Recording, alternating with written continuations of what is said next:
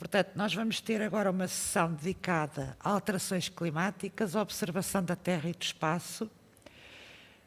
E há aqui um conjunto de colegas que serão oradores, certamente sabem que têm 10 minutos para a vossa apresentação. E agradeço que colaborem, porque senão eu tenho que começar a mostrar cartões amarelos e sei lá, uma coisa futebolística e não me agradaria muito. Já então. Aí os futuros cientistas.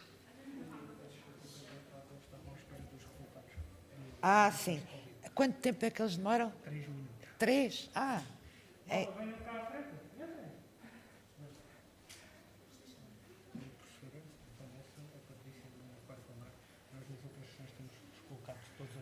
Sim. Três minutos. Se não houver perguntas na hora, eles sentam, assistem. Sim, senhor. Muito obrigada. Sejam bem-vindos. Agrupamento de Escolas de Camarate, Loures. Endireitem as costas. Isso. Sem medos. Aqui ninguém morde. Por enquanto. E estamos muito curiosos de saber qual é o vosso papel enquanto detetives do clima. Está bom? Podem começar?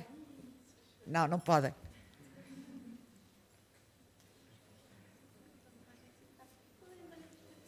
A cábula.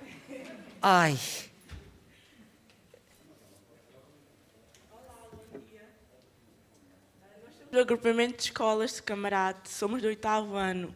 Inscrevemos-nos no projeto Detetives do Clima da E0 para compreender melhor as alterações climáticas.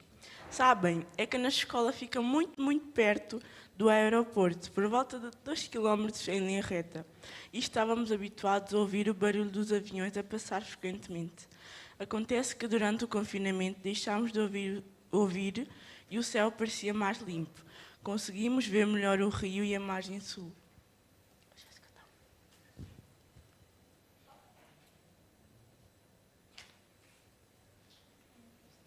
Ela vai falar agora. Iniciamos o nosso projeto com a pesquisa dos poluentes que existiam na atmosfera e que podiam estar associados à queima de combustíveis fósseis. Para nos orientar na nossa pesquisa, recebemos informação da cientista Ana Bastos, que trabalha na Alemanha e que nos sugeriu o tipo de poluentes que devemos pesquisar. Estivemos a explorar no e-browser para descobrirmos qual era o satélite necessário para recolhermos informações sobre as partículas que queríamos identificar. Confrontámos esses dados do Sentinel-5P com medições feitas na Terra.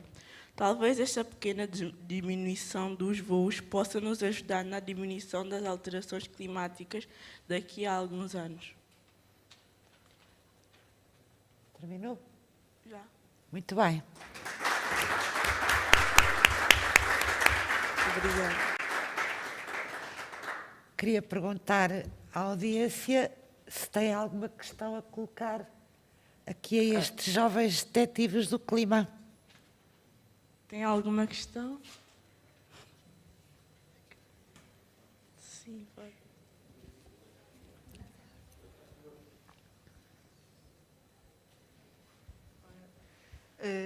Quais é que foram os poluentes que estudaram e como é que os estudaram? Obrigada.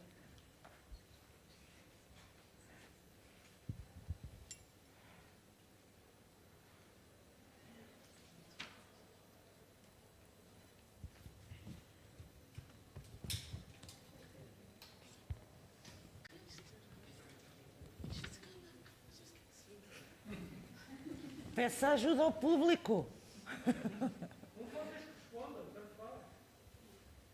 Quais foram os poluentes que estudaram?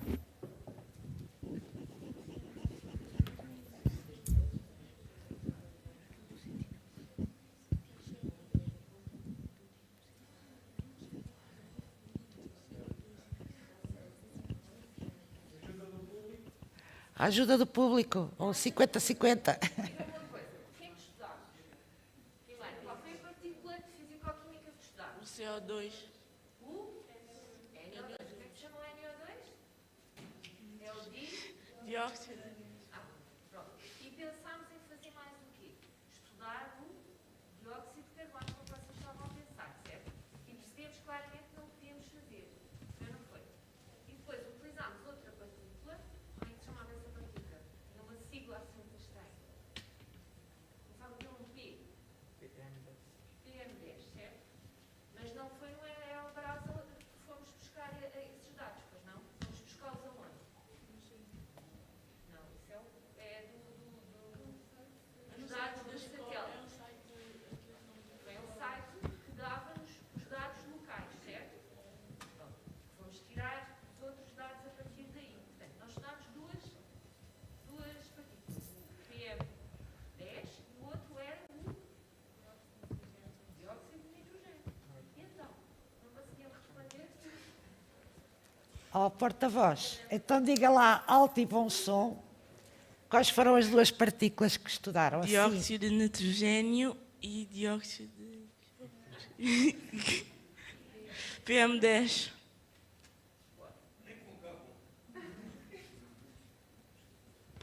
tem nenhum dos colegas que quer ajudar? Vá lá falar. Soube responder, vá. Isso, sabe falar, sabe. Não tenha medo. Diga lá, alto dia e a bom todos. som. Bom dia. Bem, o que este estudo, neste caso, digamos assim, estudou as partículas referidas que nós estudamos, o camarada de sua investigação, foi o dióxido de nitrogênio. Foi uma das partículas que nós analisámos e notámos que era das mais importantes da poluição atmosférica que hoje nós observamos atualmente. E o PM10. Nós pensámos ainda no dióxido de enxofre e no dióxido de carbono, porque são as partículas mais faladas hoje em dia por jovens e entre outras pessoas, mas notámos que estas eram diferentes. Eram as que mais poluíam através dos aviões e de outros meios de transporte, fábricas, embora a nossa zona não tenha assim fábricas, digamos assim, não temos grandes fábricas, não temos lá muita indústria em Camarate, é uma falha que por acaso o Camarate tem. Mas devido ao facto de estarmos a 2 km em linha reta da pista do aeroporto, nós escolhemos este tema devido a isso.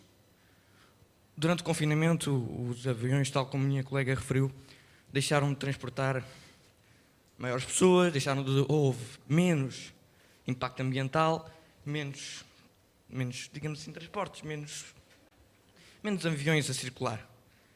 E foi mesmo este motivo que nos fez levar a acreditar nisto e a resolver ou solucionar esta ideia, esta informação que queríamos transmitir e comprovar. Já tinha sido comprovada, mas foi algo cativante para nós, algo que nos fez perceber e até mesmo desenvolver melhor as nossas capacidades. Foi importante para todos nós que estamos aqui presentes.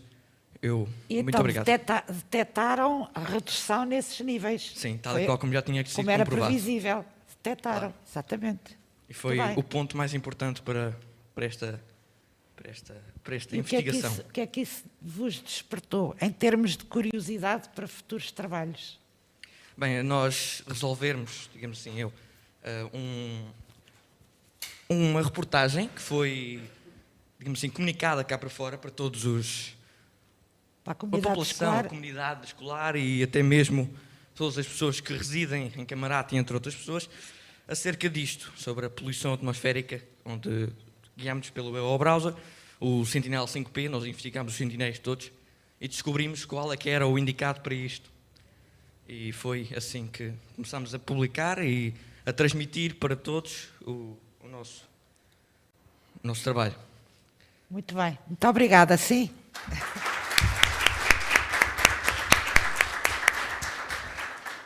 Tem futuro. Eu sei, obrigado. Eu sei. Ele sabe que tem futuro, é?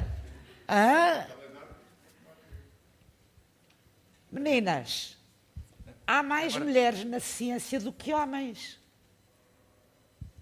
Certo? Certo. Portanto, faz favor de se afirmarem, está bem? E prepararem-se quando vêm falar, vir o vosso colega a desenvoltura dele. Eu gostava de ter visto isso nas meninas. Não pode ser.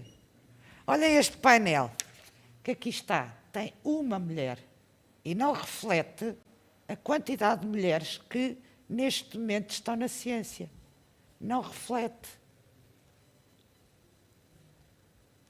E esse é um dos objetivos da Agenda 2030, é justamente procurar um equilíbrio que não existe entre a representação de homens e mulheres na produção científica. Nós, mulheres, normalmente temos que trabalhar o dobro. E há aqui algumas mulheres que sabem disso. Mas chegamos lá. Agora não se podem acanhar. Está bem? Força aí. Este jovem já sabe qual é o futuro dele, portanto, já podemos ficar descansados. Muito obrigada pela vossa participação, está bem?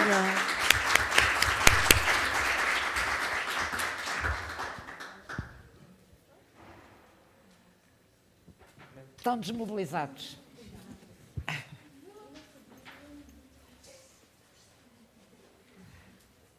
Passávamos então para o primeiro orador. E este painel tem apenas uma mulher. Eu não sou feminista, hein? Nada disso. Hugo Costa Osório, nosso colega do Instituto Nacional de Saúde, Dr. Ricardo Jorge. Deixem que me apresente, já agora fora de horas. Sou Maria Helena Henriques e sou atualmente a diretora do Centro de Geociências da Universidade de Coimbra. Excepcionalmente, tem uma mulher à frente. Ora bem, nosso colega vai-nos falar de sistemas de vigilância para a prevenção e controle de insetos vetores de doença, Revive e Vectrac. Aí os nossos cientistas querem se arrumar? Vocês vão embora ou vão participar? Vão participar? É? Aqui aquela cientista quer-me fazer companhia?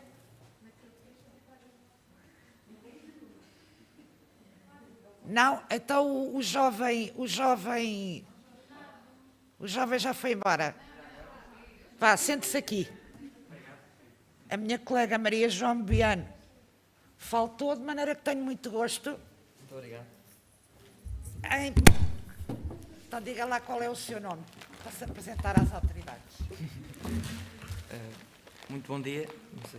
O meu nome é João Bernardo Vieira. Eu sou aluno na Escola de Camarate, do 8º A, número 19, penso que seja. Eu tenho 14 anos. Muito bem. E já sabe qual é o futuro dele? Já. Pronto.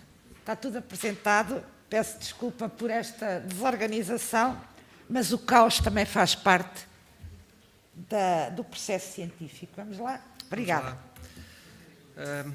Portanto, muito bom dia. Quero, antes de tudo, cumprimentar a mesa de moderação. Quero cumprimentar também todos os participantes que estão presencialmente neste evento e aproveitar também para cumprimentar todos os participantes que estão em streaming.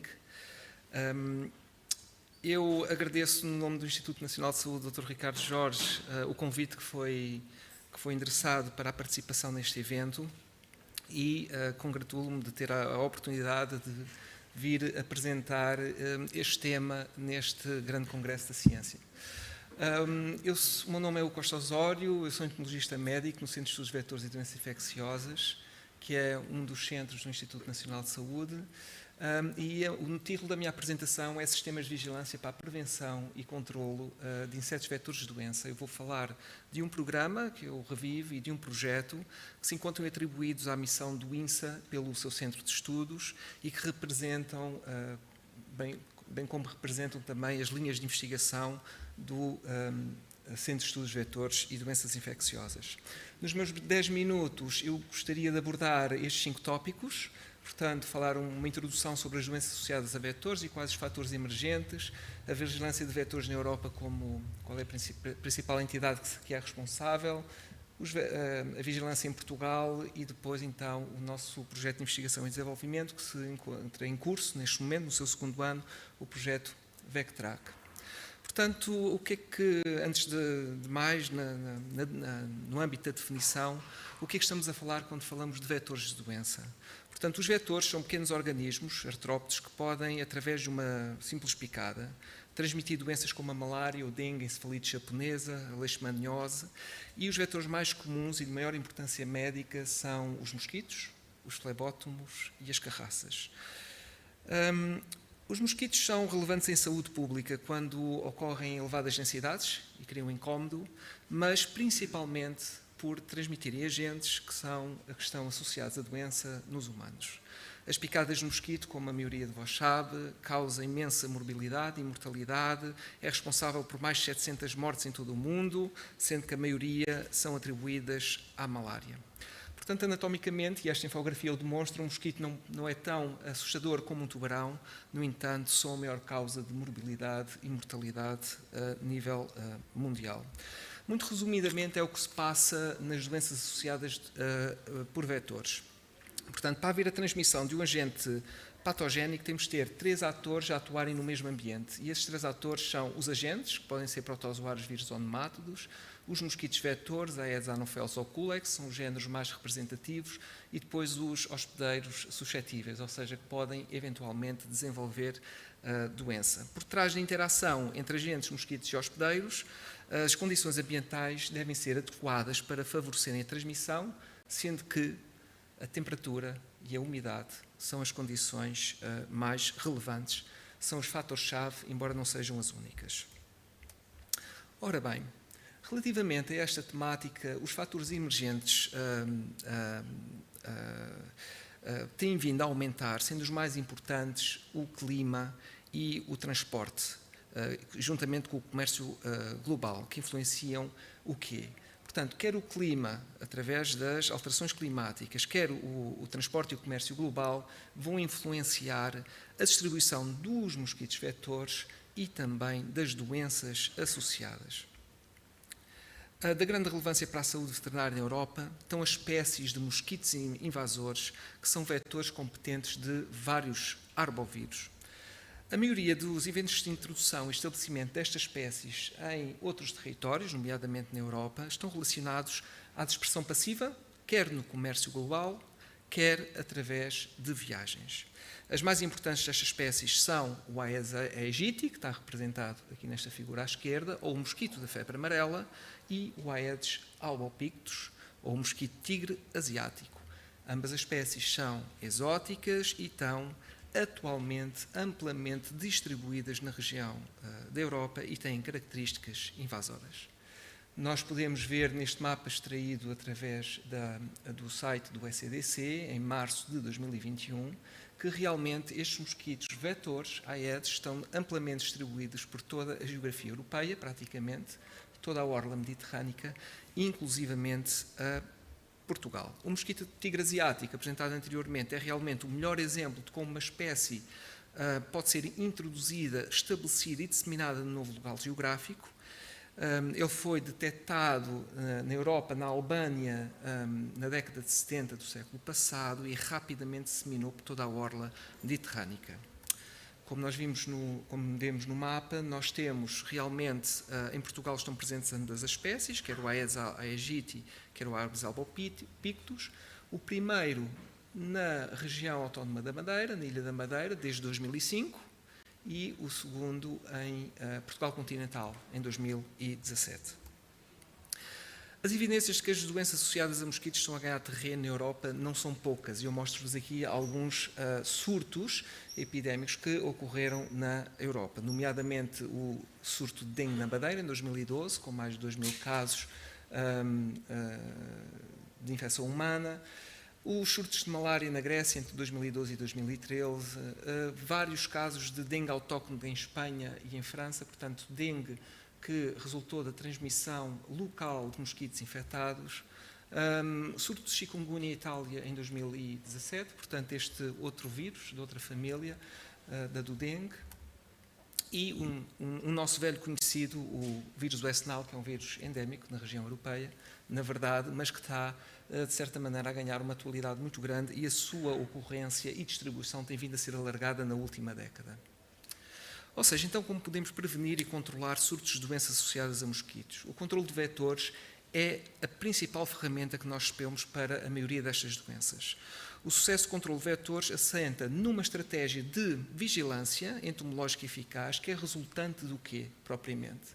É resultante de uma ação coordenada entre monitorização, controle e monitorização das intervenções levadas a cabo no terreno. Na Europa, a vigilância de vetores é promovida pela iniciativa conjunta do EFSA e do ECDC, num projeto que se denomina VectorNet e que apoia a gestão de dados sobre vetores e agentes em vetores relacionados com a saúde humana e animal. Em articulação com a Rede de Vigilância de Vetores em Portugal, denominada REVIVE, de Rede de Vigilância de Vetores, a vigilância de vetores é garantida a nível nacional, quer na parte continental, quer também na Ilha da Madeira e dos Açores. No site do INSA são disponibilizados todos os relatórios técnicos. O primeiro relatório que está aqui apresentado é de 2011, mas na verdade o programa já decorre desde 2008 e vai no seu 4º protocolo assinado. A REVIVE, portanto, resulta de um protocolo assinado entre instituições do Ministério da Saúde, nomeadamente a Direção-Geral da Saúde, o Instituto Nacional de Saúde, as várias administrações regionais no continente e a Direção Regional da Madeira e dos Açores. E os principais objetivos são a monitorização da distribuição geográfica e sazonal das espécies, de vetores, a vigilância em pontos de entrada, nomeadamente aeroportos, portos marítimos e regiões de fronteira, zonas de risco, cumprindo assim o Regulamento Sanitário Internacional, a pesquisa e a identificação dos agentes infecciosos que possam estar presentes nas populações de vetores silváticas e, finalmente, a contribuição para as decisões, intervenção estratégica e planeamento das autoridades de saúde. Eu apresento aqui alguns dados muito resumidos relativamente a 2020, portanto, as espécies de mosquito vetores que foram detectadas em pontos de entrada, nomeadamente aeroportos, portos e regiões de fronteira, e outro output destes relatórios são também relativo à distribuição geográfica da maioria das espécies que nós temos, portanto, a nível nacional. Portanto, como podem ver, a azul estão assinaladas as NUTS 3, onde foram detectadas as espécies, e a cinzenta, onde foram procuradas, mas não foram encontradas. Portanto, isto são tudo dados que resultam realmente da rede de vigilância de vetores que está implementada a nível nacional. No entanto, já conseguimos perceber que, sem vigilância de vetores, é difícil fazermos o controle das doenças. Mas quais são os grandes desafios à vigilância dos vetores atuais? Eu vou identificar 3, e na sequência destes apresento depois o projeto VecTrack. Portanto, são os custos operacionais, a logística do trabalho é tremenda e também a coordenação e a articulação do envio das amostras para laboratórios que tenham a competência para fazer a identificação dos vetores e dos agentes. A identificação e a classificação dos vetores, isto exige peritos com experiência e tempo de resposta e a disponibilização da informação. Portanto, são dados da mudança e distribuição em modelos preditivos que são necessários. Portanto, tudo isto urge a necessidade de inovação tecnológica. E assim foi com esta premissa que foi desenvolvido o projeto VecTrack, ao abrigo do Fast Track Innovation do Conselho Europeu de Inovação, Horizonte 2020, conta com a participação de 4 entidades, 3 países europeus, a Bélgica, a Espanha e Portugal. O VecTrack propõe o desenvolvimento de um método inovador na vigilância de mosquitos vetores e agentes de doença que vai possibilitar a identificação da espécie, sexo, idade e potencial da infecção nas populações de mosquitos, mas de uma forma completamente automatizada e remota, permitindo assim a redução de 80% dos custos na operação de campo e a possibilidade de integração em aplicações existentes, já previamente existentes. Aqui um overview do projeto VecTrack, portanto, muito resumidamente, vão ser usadas armadilhas que são equipadas com sensores eletrónicos capazes de identificar os mosquitos através do batimento específico das asas e de outros dados morfológicos que estas estações de colheitas vão emitir os dados para um sistema de satélites Sentinela que vai gerar depois, em modo real, portanto, mapas de distribuição e risco ficam imediatamente disponíveis para análise pelas entidades responsáveis pelo controle dos insetos e doenças associadas. Aqui temos a utilização do sensor optoeletrónico, ou seja, o machine learning que nós fazemos em laboratório com várias espécies de mosquito, e aqui as nossas estações de campo, já temos algumas estabelecidas a nível nacional também. Os resultados preliminares são motivadores. Nós conseguimos uma precisão de 61% a 99% na separação das diferentes variáveis testadas. E para concluir, uma vez que eu não queria por nada atrasar a sessão, portanto, a globalização e as alterações climáticas favorecem a disseminação de espécies invasoras de vetores de doença na Europa e aumentam o risco de surtos autóctones. Portugal tem um programa de vigilância nacional de vetores e projetos de investigação e desenvolvimento e estratégias de gestão integrada e sustentável baseadas em ferramentas inovadoras são necessárias e devem ser implementadas para o controle destas doenças que estão associadas a mosquito. Agradeço-vos a atenção e depois, no final, creio, estarei disponível para discussão e qualquer pergunta, mesmo que seja. Muito obrigada.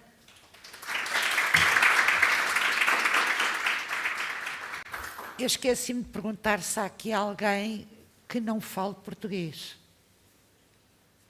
São todos lusófonos?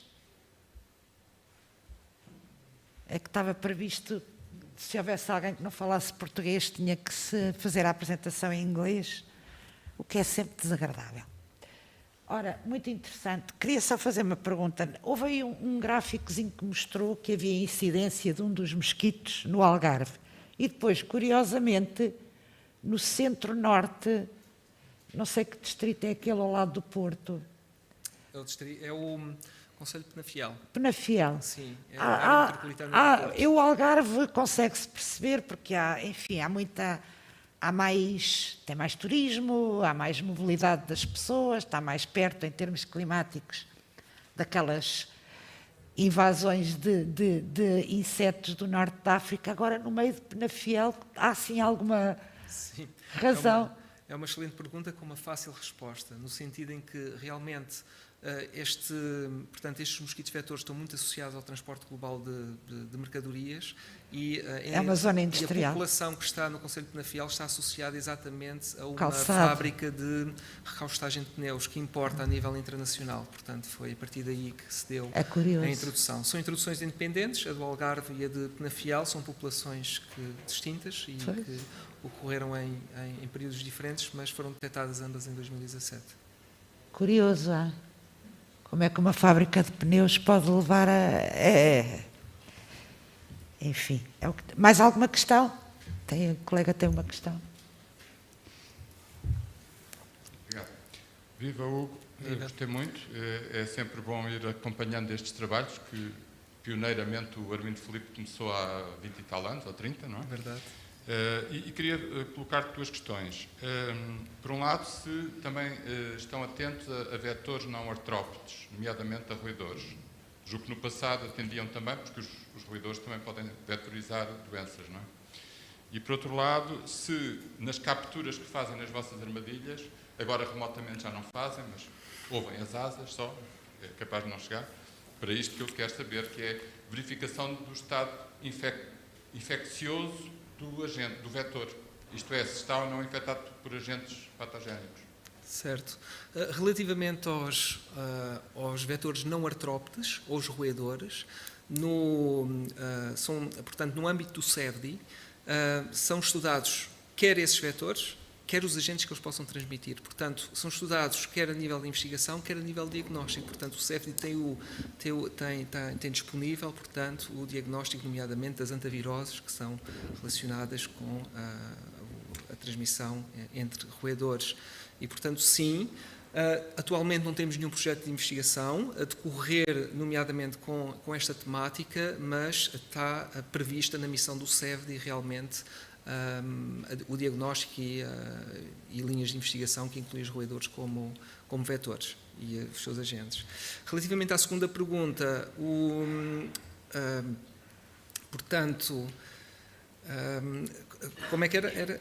Se os vetores que têm capturados estão infectados ou não com as doenças que sabe que ele Certo, transmite. certo. Portanto, nós capturamos os mosquitos, fazemos a pesquisa através dos ácidos nucleicos que extraímos do mosquito, nomeadamente, são vírus de RNA que nós procuramos, portanto, através da RT-PCR, e até hoje não foram detectados casos de mosquitos silváticos infectados com agentes, portanto é negativo. No entanto, vamos descobrindo outros vírus, que são vírus que circulam entre os mosquitos e que são flavivírus típicos de inseto e que são decorrentes, mas até hoje ainda não detectámos realmente nos mosquitos agentes, ao contrário do que se passa com as nossas amigas carraças, que todas as semanas são detectadas várias carraças positivas para bactérias, não é?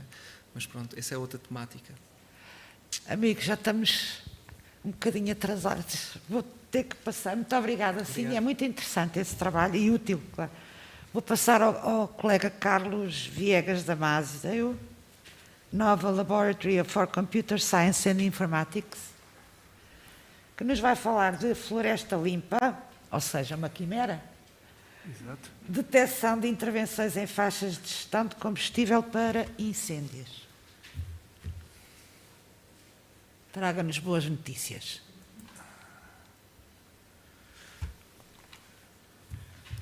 Ora, bom dia a todos. Sou Carlos Viegas Damasio. Vou-vos apresentar alguns resultados preliminares do nosso projeto foi financiado pela Cola Especial para o combate de incêndios florestais, pela FCT. Isto é um trabalho que está em curso.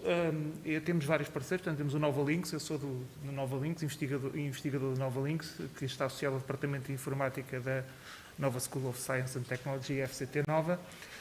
E também temos parceiros do INESC-ID, do Instituto Português para o Mar e a Atmosfera, da Câmara Municipal de Mação e da Navigator Company.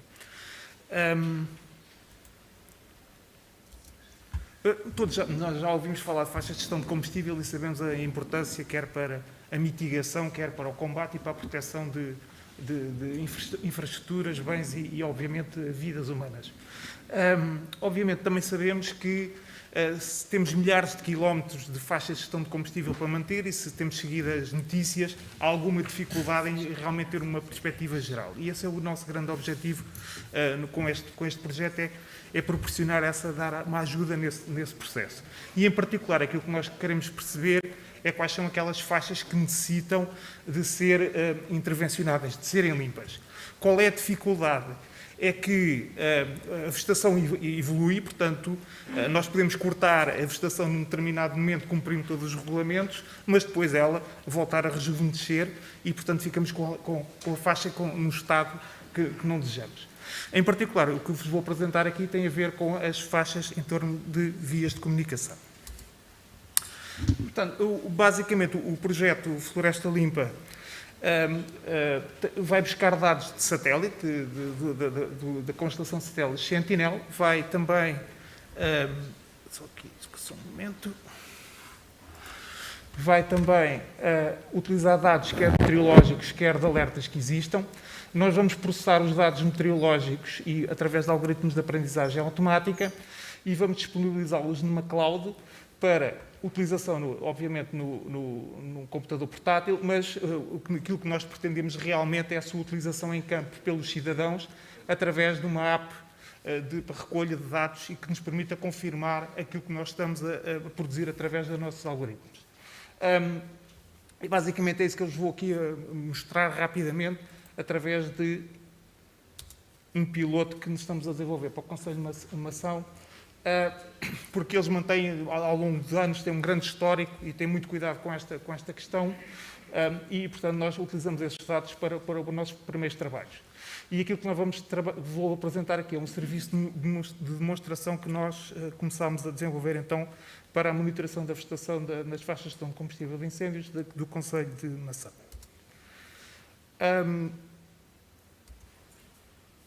Nós vamos utilizar, então, dados da constelação Sentinel, vamos utilizar dados de detecção remota do Sentinel-2, que são dados de ópticos, quer no comprimento da onda do visível, quer nos infravermelhos, e basicamente temos aqui 13 bandas, e nós essencialmente vamos trabalhar aqui com bandas na ordem dos 10 metros devido à largura das faixas que nós temos que vigiar. Também vamos complementar com dados também do Sentinel, neste caso Sentinel-1, que são dados de radar. Para terem uma ideia, temos aqui um exemplo do Conselho de Mação aqui na zona do visível e temos aqui um índice de vegetação que nos indica o vigor da vegetação, que é muito conhecido, que é o NDVI, que até é utilizado na agricultura de precisão para fazer monitoração de culturas. E, portanto, quanto mais verde, mais vigor de vegetação. Portanto, o que nós temos aqui, por exemplo, aqui nesta zona, claramente é o Conselho de Mação e, portanto, a Vila de Mação, e temos aqui claramente vê que as zonas mais vermelhas onde não temos vegetação. Também temos, obviamente, terrenos que não estão cultivados, que também que nos permitem, a partir de imagens de satélite, então, perceber o que é que está, qual é a ocupação e cobertura daquele solo. Para vocês perceberem aqui um bocadinho mais o que é que nós estamos a fazer, isto são duas imagens mais com detalhe, com melhor resolução. E vocês temos aqui, antes da intervenção por parte da Câmara Municipal de Mação, e aqui temos o resultado da intervenção, como visto através de satélite, da limpeza das faixas em torno das vias de comunicação. Então, qual é a nossa abordagem? As faixas de gestão de combustíveis das vias de comunicação são cerca de 15 metros, de acordo com a legislação, para cada lado da via. O que é que nós fazemos? Criamos um buffer exterior, uma zona exterior com mais 20 metros, para comparação, que iremos utilizar para comparação com o interior da faixa. E depois vamos particionar, vamos dividir estas faixas em secções de área aproximadamente 4.500 metros quadrados. Então, o que é que nós podemos observar?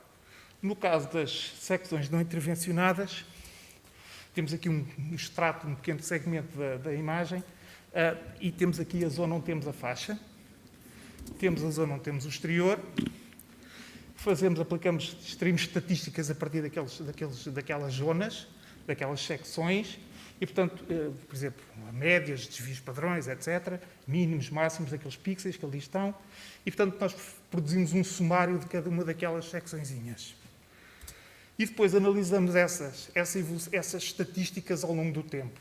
E, portanto, temos aqui o caso de uma secção não intervencionada, em que temos aqui a zona exterior, temos a zona junto à faixa, esta faixa propriamente dita. Apesar de haver alguma variação ao longo do tempo, nós verificamos que as curvas têm um andamento semelhante. No caso de uma secção intervencionada, a coisa é diferente.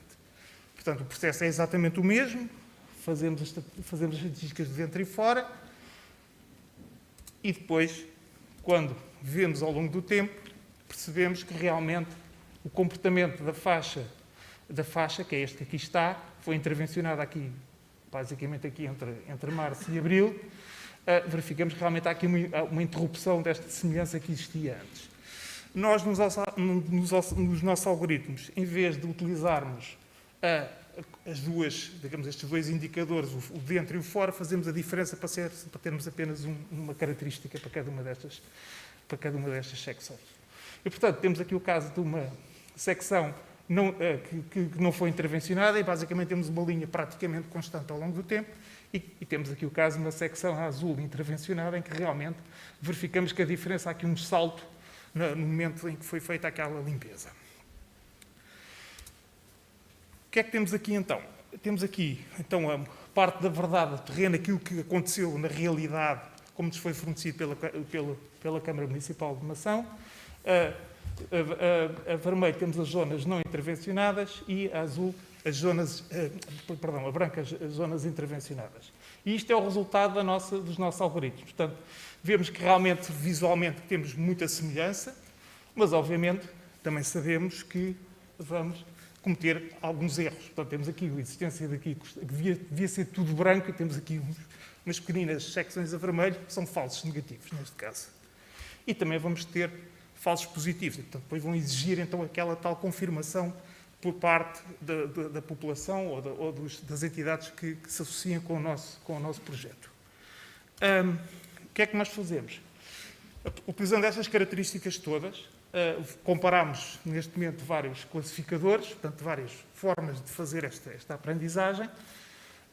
Também comparamos vários conjuntos de características Também já concluímos que os índices por si só não basta, temos que utilizar as bandas originais, pelo menos os resultados que nós temos preliminares, mas que realmente não necessitamos de tudo. Isso é importante porque nós queremos generalizar isto para o território nacional e, como tal, temos de ter estes mecanismos de realizar isto de forma eficiente. Também estudámos o caso de ter apenas uma data ou utilizar os dados todo o ano. É possível fazer com uma data, mas realmente é preferível fazer com todo o ano. E também compararmos utilizar apenas cada um daqueles tipos de satélites ou combinar, e combinar é preferível. Isto é um exemplo de um resultado, de um daqueles classificadores. A amostra é muito não balanceada, não equilibrada, digamos assim, a distribuição não é equiprovável, digamos assim. E, portanto, nós conseguimos, apesar disso, ter bastantes métricas de grande precisão e de grande sensibilidade, ali entre os 85% e os 91%. Portanto, todas estas métricas de classificação, de correção dos resultados que nós estamos a ter são bastante promissoras. Eu concluo aqui. Para, se vocês quiserem saber mais, temos um artigo publicado. Agradeço toda a vossa atenção e também aqui as questões que possam ter e também o convite que nos foi formulado. Muito obrigado.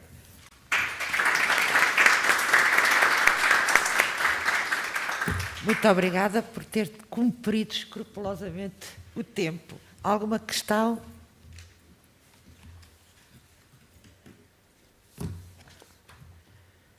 Eu não tenho uma questão, mas tenho uma sugestão, porque falou em Mação.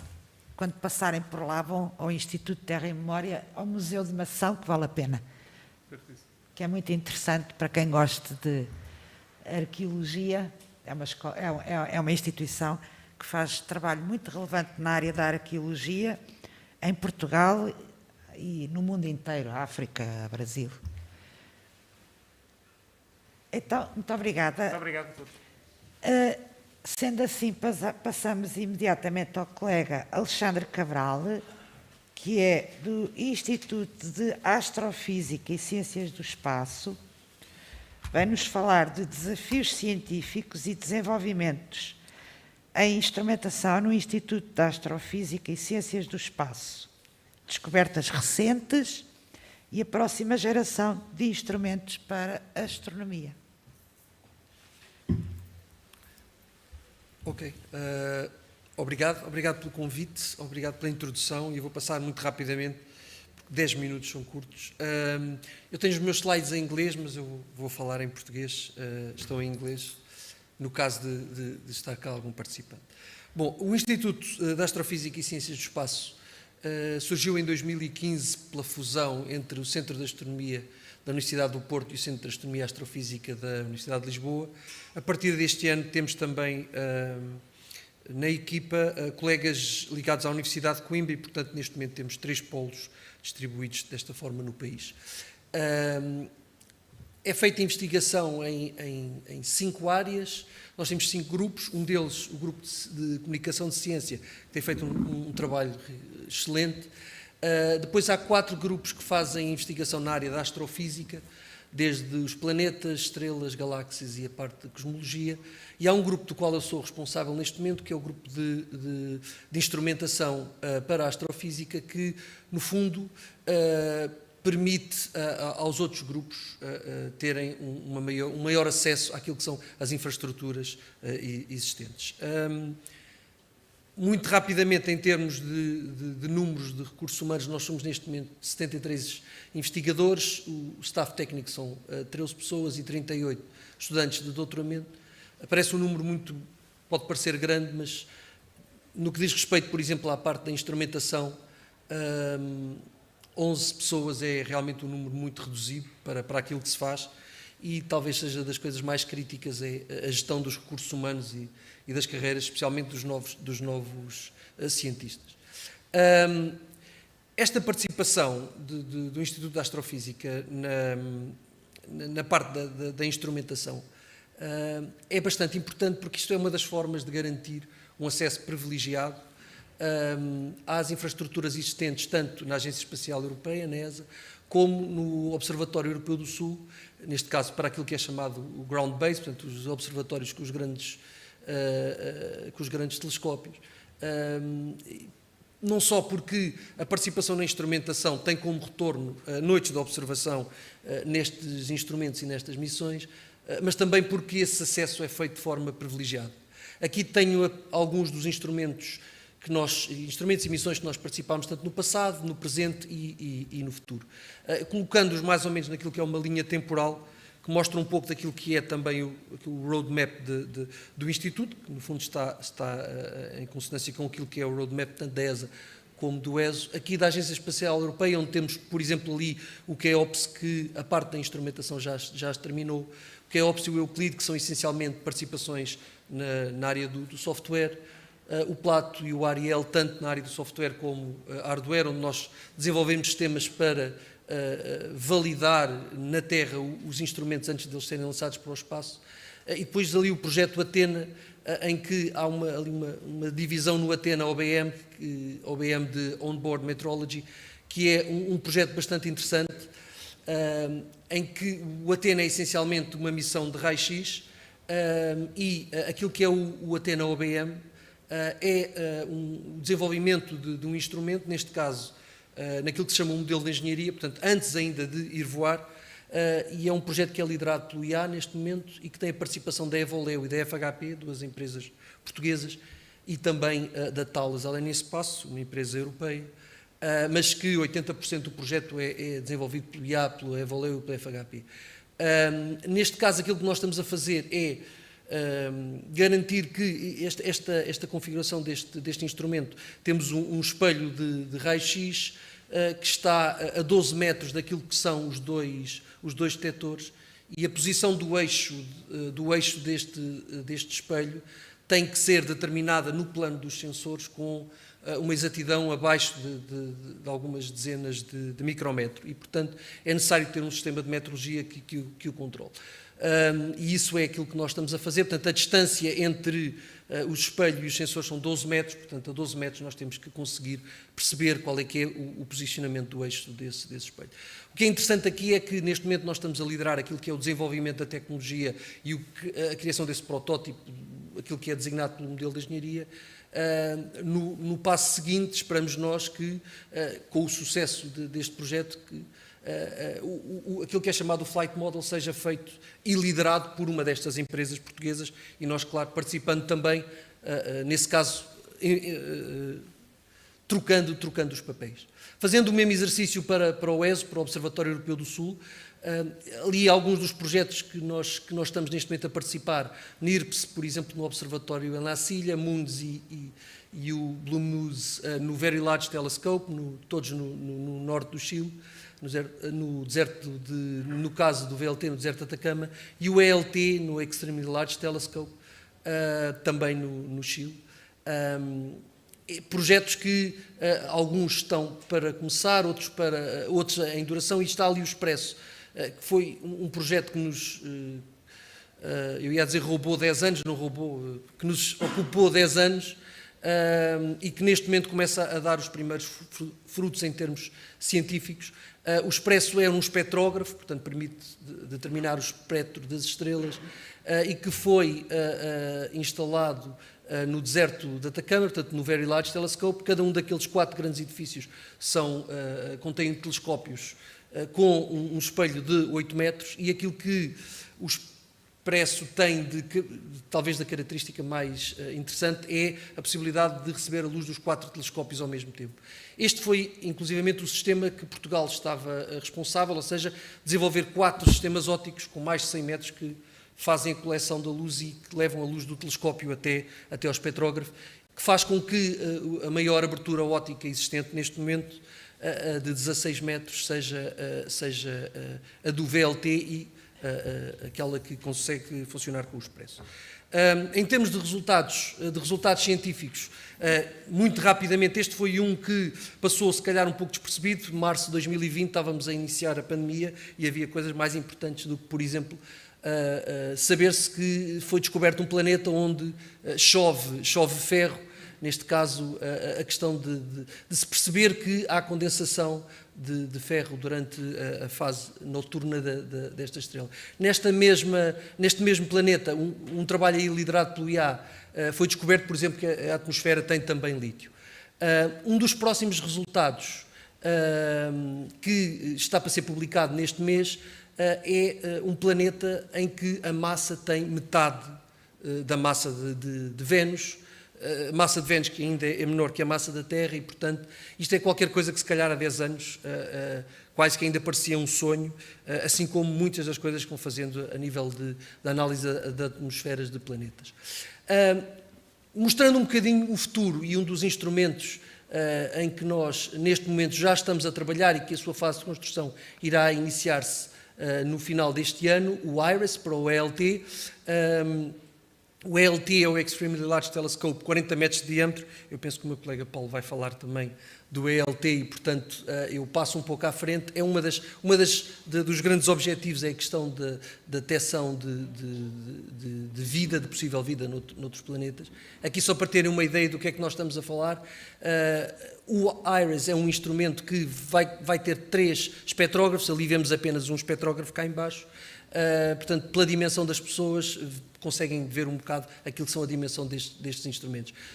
O IA, neste caso, é responsável por aquilo que é o front-end, que faz a ligação entre o telescópio e depois todos os espectrógrafos que vão analisar a luz. Eu termino mostrando uma imagem que nós conseguimos, enquanto fazíamos aquilo que é a validação do instrumento, e uma das primeiras noites onde fizemos observação científica no Paranal, deixamos as câmaras cá fora a tirar fotografias, que depois no fim vamos ver, e às vezes as fotografias até ficam mais giras do que os resultados que vamos obter nos primeiros dias, e agradeço a vossa atenção.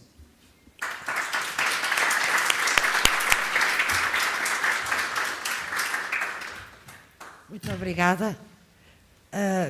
Quando estiverem fartos de olhar para os astros, olhem para as montanhas ali no deserto de Atacama, que tem um registro jurássico extraordinário. É só uma sugestão. Alguma questão? Obrigado. Este rapaz está aqui a... É fantástica a sua apresentação, muito obrigado. E acho sempre incrível o que se faz com esta instrumentação. Eu fico só curioso em relação ao sistema de posicionamento de um telescópio que mostrou no espaço. É o quê? Um interferómetro com alguns... Não, neste caso é um sistema de visão portanto, nós temos uma câmara própria em que a ótica temos que a desenvolver, a questão dos sensores é tudo muito crítico também, e depois há pontos muito bem definidos que nós temos que saber e temos que calibrar. A parte interferométrica para o espaço era muito, muito complicada. Um dos problemas que nós temos aqui é que esse posicionamento, essa dezena de micrômetro tem que ser determinada num campo de visão que tem cerca de 1 metro. E, portanto, aí a componente interferométrica era muito complicada. Ok, obrigado. E já agora, só para completar, há deformações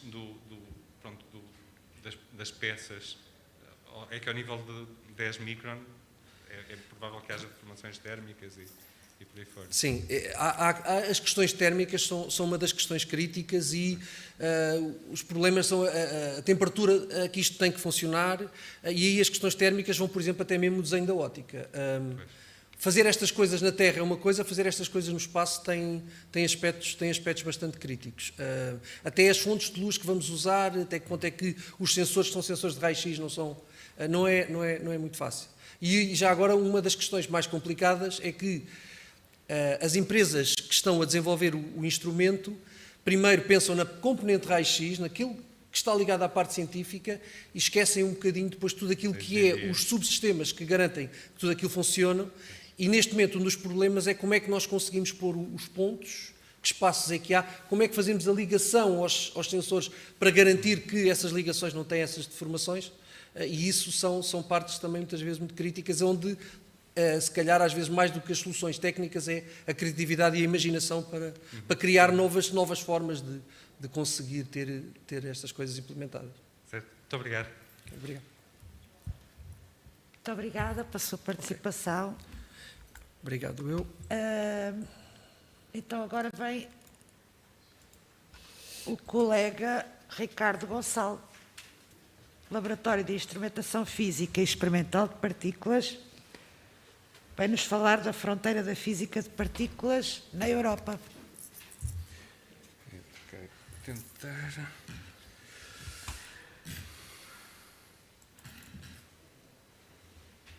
Ok. Como é que isto se põe? Projetar. Como é? Slideshow. Ok. Pronto. Não uso... Ai. Como é que eu digo isto aqui? Ok, obrigado. Desculpe lá. Ok, já está. Pronto, então, eu treinei isto em inglês, por isso se sair um bocadinho mal, avisem-me que estou a falar em inglês, ou se eu passar de uma coisa para a outra, de uma língua para a outra, está bem? Pronto, em primeiro lugar, muito obrigado pela oportunidade de estar aqui e vos falar a Estratégia Europeia para a Física de Partículas, do update da Estratégia Europeia para a Física de Partículas, em nome do LIP. E devo dizer que isto realmente não é uma apresentação sobre a observação da Terra, nem sequer do espaço, mas vou começar aqui com um slide sobre o universo todo, que é, então imaginem que estamos, ora, isto não se vê o rato, pois não? Há aqui algum apontador? Não, também não. Tenho? Ok, obrigadíssimo. Sim. Ok, escolho laser. Tive o mesmo problema e agora pode arrastar para lá. Obrigadíssimo, está bem. Pronto, e então imaginem que estamos aqui no universo hoje e que isto é a seta do tempo em que podemos recuar no tempo. E no universo hoje nós estamos aqui na periferia de uma galáxiazita pequena, mas imaginem que estamos a recuar no tempo e que ali vemos a formação das primeiras estrelas, ali vemos a formação dos próprios átomos e antes disso tudo o que sabemos é física de partículas. Pronto, isto é para vos explicar de que é que eu estou a falar. E para dizer isto de uma maneira diferente, quando olhamos à nossa volta e analisamos e tentamos compreender as estruturas do tamanho de galáxias ou planetas ou nós próprios, temos que recuar naquela direção para os átomos, para os núcleos dos átomos e para dentro do núcleo dos átomos para chegar à zona onde temos a física de partículas. Por isso, para mim, tudo o que seja maior do que um próton é demasiado complicado, não percebo. Ok? Pronto. E então, outra coisa é que com décadas e décadas de estudo, o que achamos que sabemos hoje é que tudo o que existe à nossa volta é feito destas partículas, que são aqui o que nós chamamos os quarks, que são os constituintes de prótons e neutrões, e o que chamamos os leptões, é um nome um bocado técnico, mas onde vocês reconhecem aqui perfeitamente o eletrão, que nós todos conhecemos de todos os átomos, e isto são as partículas de matéria que fazem tudo o que existe à nossa volta. Por cada uma delas há uma antipartícula, mesma coisa, mas com a carga oposta, a carga elétrica oposta, e, além disso, as partículas não serviam de nada, as partículas de matéria não serviam de nada se não existissem forças que unam os quarks dentro dos prótons e os eletrões dentro dos átomos e por aí fora. E essas forças estão associadas, há 4 forças fundamentais, que estão associadas àquelas partículas que estão ali, e aqui aparece outra daquelas coisas que, quando eu estava a estudar, me fez explodir o cérebro, que foi perceber que quando estávamos mais ou menos aqui no início pouco depois do Big Bang, as próprias forças fundamentais eram diferentes. As forças que nós conhecemos hoje em dia do eletromagnetismo, da força nuclear forte e fraca, não existiam, eram outras coisas. E a certa altura houve uma transição de fase no próprio universo onde apareceram estas forças e ao mesmo tempo apareceu esta partícula que vocês veem aqui, que é o bóson de Higgs. Agora, o bóson de Higgs foi o que nós descobrimos no CERN em 2012, não chega a uma década, e que temos andado, tem sido um dos focos dos nossos estudos desde então, e que foi se calhar a coisa mais significativa neste campo nos últimos, eu quase dizia 100 anos, mas pronto. Como é que nós sabemos estas coisas todas? Para já, devo dizer que sabemos, isto é o que achamos que sabemos do universo, da constituição última da matéria à nossa volta, e ao mesmo tempo sabemos que há mais coisas, para além disto, que nós não conhecemos, que estamos a tentar perceber. Então, como é que estudamos todas estas coisas? Fazendo experiências, e as experiências precisam de instrumentos científicos. O nosso instrumento científico, isto é um dos nossos instrumentos científicos, mas aquele em que eu trabalho e aquele que me atrai mais, que é o Large Hadron Collider, o colisionador de prótons no CERN, que usamos para acelerar prótons a energias um bocadinho absurdas e, ao colidi-los, produzir com o E igual a mc² do Einstein, produzir com muita energia, produzimos uma pequena massa na forma de partículas que saem daquele ponto da colisão. E com isto o que fazemos são estudar as reações que podem acontecer entre os prótons e por isso estudar as forças que existem entre os quarks e etc, etc, etc. Agora, 10 minutos não dá para explicar isto, por isso eu vou continuar. Só para dizer que o LHC, este acelerador, está aqui nos arredores de Genebra. Genebra está ali à frente está o Monte Branco. Este túnel está enterrado a cerca de 100 metros abaixo do chão e nós, em Portugal, em particular, participamos nestas duas grandes experiências do LHC, entre outras que participamos no CERN e pelo mundo fora. E então, com estas experiências, o que fazemos são uma quantidade de medidas diferentes. Aquelas duas experiências já passaram os 1000 papers referenciados por pares que foram produzidos nos últimos 10 anos da operação das experiências. E então, isto é uma pequena amostra, é um show-off plot que eu mostro aos meus estudantes para os impressionar. Okay? E então, porquê é que isto é um show-off plot? Porque quando vocês veem um destes pontos coloridos, que o rato não funciona muito bem, mas pronto, quando veem um ponto colorido e o comparam com estas barras cinzentas, as barras cinzentas são as nossas previsões teóricas do que é que ia ser aquele ponto colorido. O ponto colorido mostra aqui neste eixo vertical a probabilidade de acontecer um certo tipo de reação, que é o que vocês veem no eixo horizontal. Agora, se olharem para o eixo vertical, são 12 ordens de grandeza, ou seja, o que o plot nos diz, e que eu uso para impressionar os alunos, é nós percebemos mesmo como é que funciona a física de partículas. E como professor eu fico muito impressionado e tudo mais. Como investigador fico um bocadinho desiludido, ok? Porque o que eu quero são coisas que eu não percebo e que por isso vou tentar perceber. Como é que eu faço isso? Aliás, para vos dar um exemplo muito simples, coisas que não percebo se no Big Bang produzi uma série de eletrões, por cada eletrão que eu produzi tinha que produzir um anti-eletrão, com a carga oposta. Porque senão começo a ter muitas partículas com carga menos, faltam partículas com carga mais. Okay? E então, para isso, tínhamos que ter um universo feito de matéria e de antimatéria. Agora, para onde é que foi a antimatéria? É só um exemplo dos grandes mistérios que hoje, sinceramente, não sabemos da física de partículas. Nós achamos que temos uma solução, achamos que sabemos, mas, francamente, não temos ainda os dados para mostrar que essa solução funciona. Isto é só para vos dar um pequeno exemplo. O que é que fazemos a seguir? É continuar a usar os nossos instrumentos, as nossas experiências, para procurar estas respostas. Então, estas experiências são grandes empreendimentos que duram imenso tempo e que têm de ser todas muito bem planeadas. Se vocês virem aqui a data final neste timeline é 2040. Isto vai ser a maior parte da minha carreira científica, vai ser passada neste instrumento, mas que é fantástico, porque estamos no limite daquilo que se consegue fazer na Terra. Uma vez houve um colega meu que comparou o LHC à Mona Lisa, porque, quer dizer, aquilo é único, não temos outro. É um bocadinho entusiástico, mas pronto. Então, só para vos falar um bocadinho do CERN. Ih, meu Deus, ok, tenho que me despachar.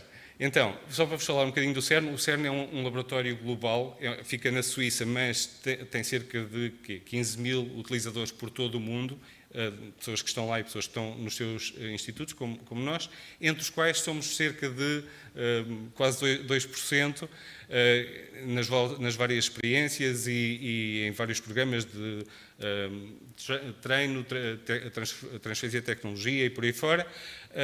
Eu devo dizer que, bom, isto foi a primeira vez que a bandeira portuguesa foi içada no CERN.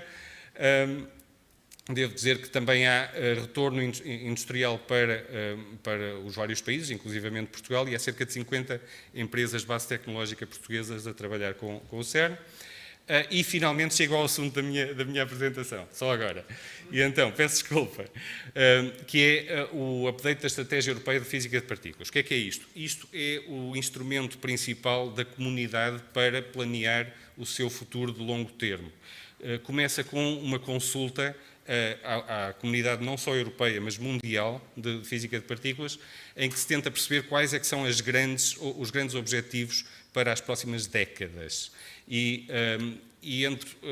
Pronto, a última vez que isto foi atualizado foi em 2020, a primeira vez que foi aprovado foi cá em Lisboa, em 2006, em julho, e é revisto cada cerca de 7 anos. Nesta última atualização, as grandes linhas temáticas para os futuros 20, 30, 40 anos do campo foram avaliados muitos projetos e chegaram-se a estas prioridades. A primeira coisa é que temos um instrumento fantástico, vamos utilizá-lo, vamos tirar toda a física que conseguirmos dele, do LHC, do grande colisionador de hadrões do CERN, e, sobretudo, fazer a sua fase de alta luminosidade, e a seguir vamos começar já a preparar a próxima grande etapa. Qual é que vai ser? Vai ser um colisionador de eletrões e anti-eletrões, positrões, que vai ser uma fábrica de bosões de Higgs para estudarmos as coisas que realmente agora não sabemos, e finalmente com o Higgs passamos a ter um instrumento para estudar esta área como deve ser. E depois suportar vários outros tipos de projetos. Isto é um ecossistema de experiências diferentes que se alimentam umas às outras. O conhecimento que temos do LHC vai ser útil em experiências de raios cósmicos, por exemplo. E então, só para vos dar uma ideia das coisas em que em Portugal estamos envolvidos, as duas experiências estão a fazer upgrades para lidar com a taxa de colisões do LHC, que vai ser aumentada. Por exemplo, aqui estamos a fazer um novo detector de muões chamado Small Wheel. O Small Wheel tem o tamanho de um prédio. Okay? E há muitas outras áreas em que estamos envolvidos cá em Portugal, não vou aqui passar tempo.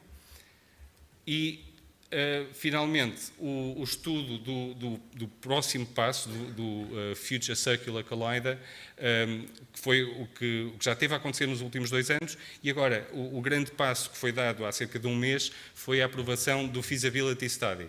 Estas coisas, como são todas de muito longo termo, têm que ser todas muito bem estudadas antes de nos metermos a cavar túneis ali à volta de Genebra, por exemplo. E então, neste momento, o grande projeto futuro para a etapa seguinte, depois do LHC, é este que está aqui. É um túnel de 100 km à volta da cidade de Genebra. Aquilo é o LHC, que parece grande, mas comparado com isto é muito pequeno. Agora, lá está, se queremos perceber mais, precisamos dos instrumentos. É como na instrumentação para o espaço, precisamos de construir as experiências para chegarmos um pouco mais além. No meio disto tudo, a ideia é usar o túnel. Este túnel que vai ser construído é cerca de metade do custo do projeto, é brutal, mas usá-lo da melhor maneira, fazer primeiro um acelerador de eletrões e depois de prótons, que é o FCC-HH, e já estão a ser feitos neste momento os estudos de geologia e de localização, e isto são os vários pacotes do programa. E pronto, para acabar, este é o estado atual da colaboração mundial que está envolvida neste estudo. São 147 institutos e 30 companhias de 34 países, e a nossa intenção é, muito proximamente, pôr Portugal ali, pôr um pontinho ali em Portugal e juntarmos esta colaboração. E pronto, só para concluir, espero que vos tenha convencido que a física de partículas é um campo vibrante que tem imenso potencial para descobertas fundamentais, e o nosso primeiro objetivo vai ser a exploração deste instrumento fantástico que temos e que estamos a melhorar, e a seguir pensar na próxima etapa, começar já a pensar na próxima etapa para construir uma facility, uma instalação científica de nível mundial para as próximas não sei quantas décadas, que permita às próximas gerações de investigadores portugueses, assim como todo o mundo, participar nesta aventura. Está bem? Muito obrigada.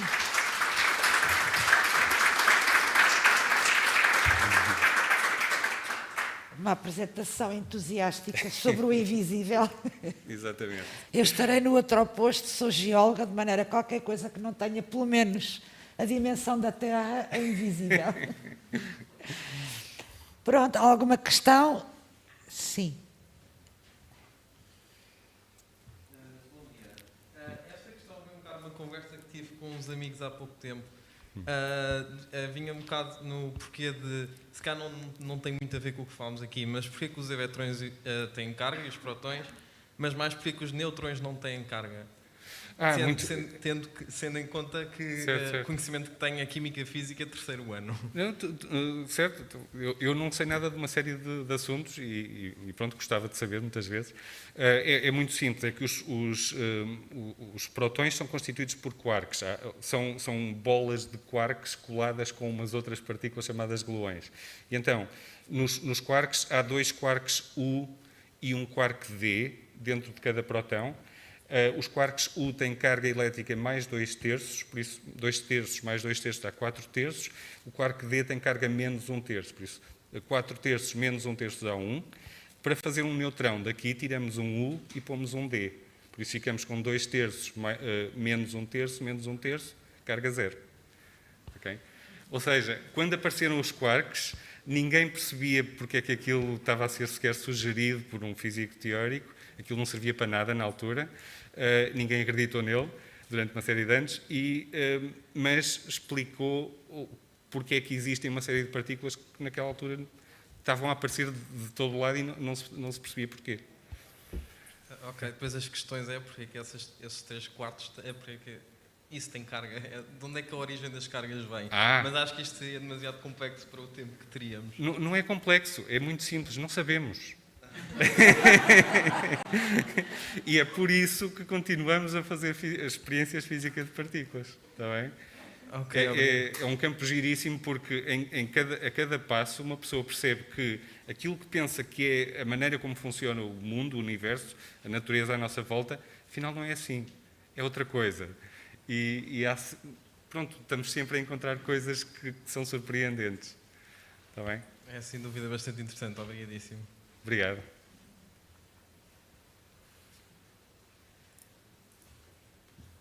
Muito obrigada. Saltamos, acho que o colega Arnuno está cá, da Química. Oscilações químicas e mudanças climáticas, portanto.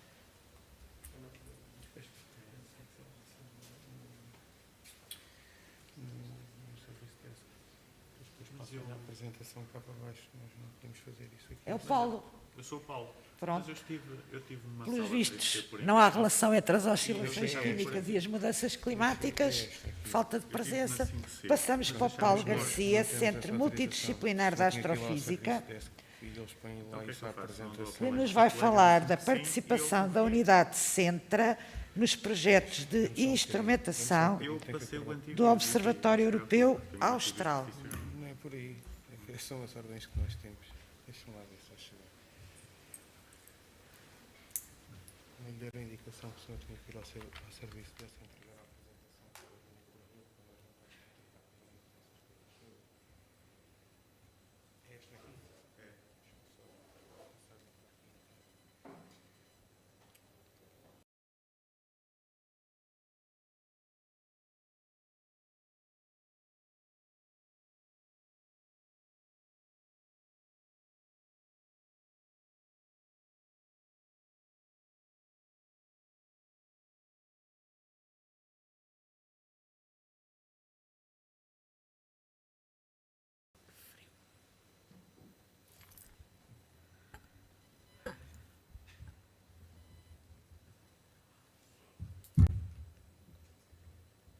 Já posso? Sim, se faz favor. Estão a ouvir bem? Bom dia, eu sou o Paulo Garcia e venho-vos aqui falar do Centra, que é uma unidade de investigação, e vamos falar um bocadinho também do espaço, de uma perspectiva de ter os pés bem assentos na terra e olhar para cima. Há outras perspectivas de estar lá em cima e olhar cá para baixo. A nossa é uma perspectiva mais terrestre. Começo também por explicar o que é o Centra, uma unidade de investigação. Eu não vejo nada disto, está completamente estranho.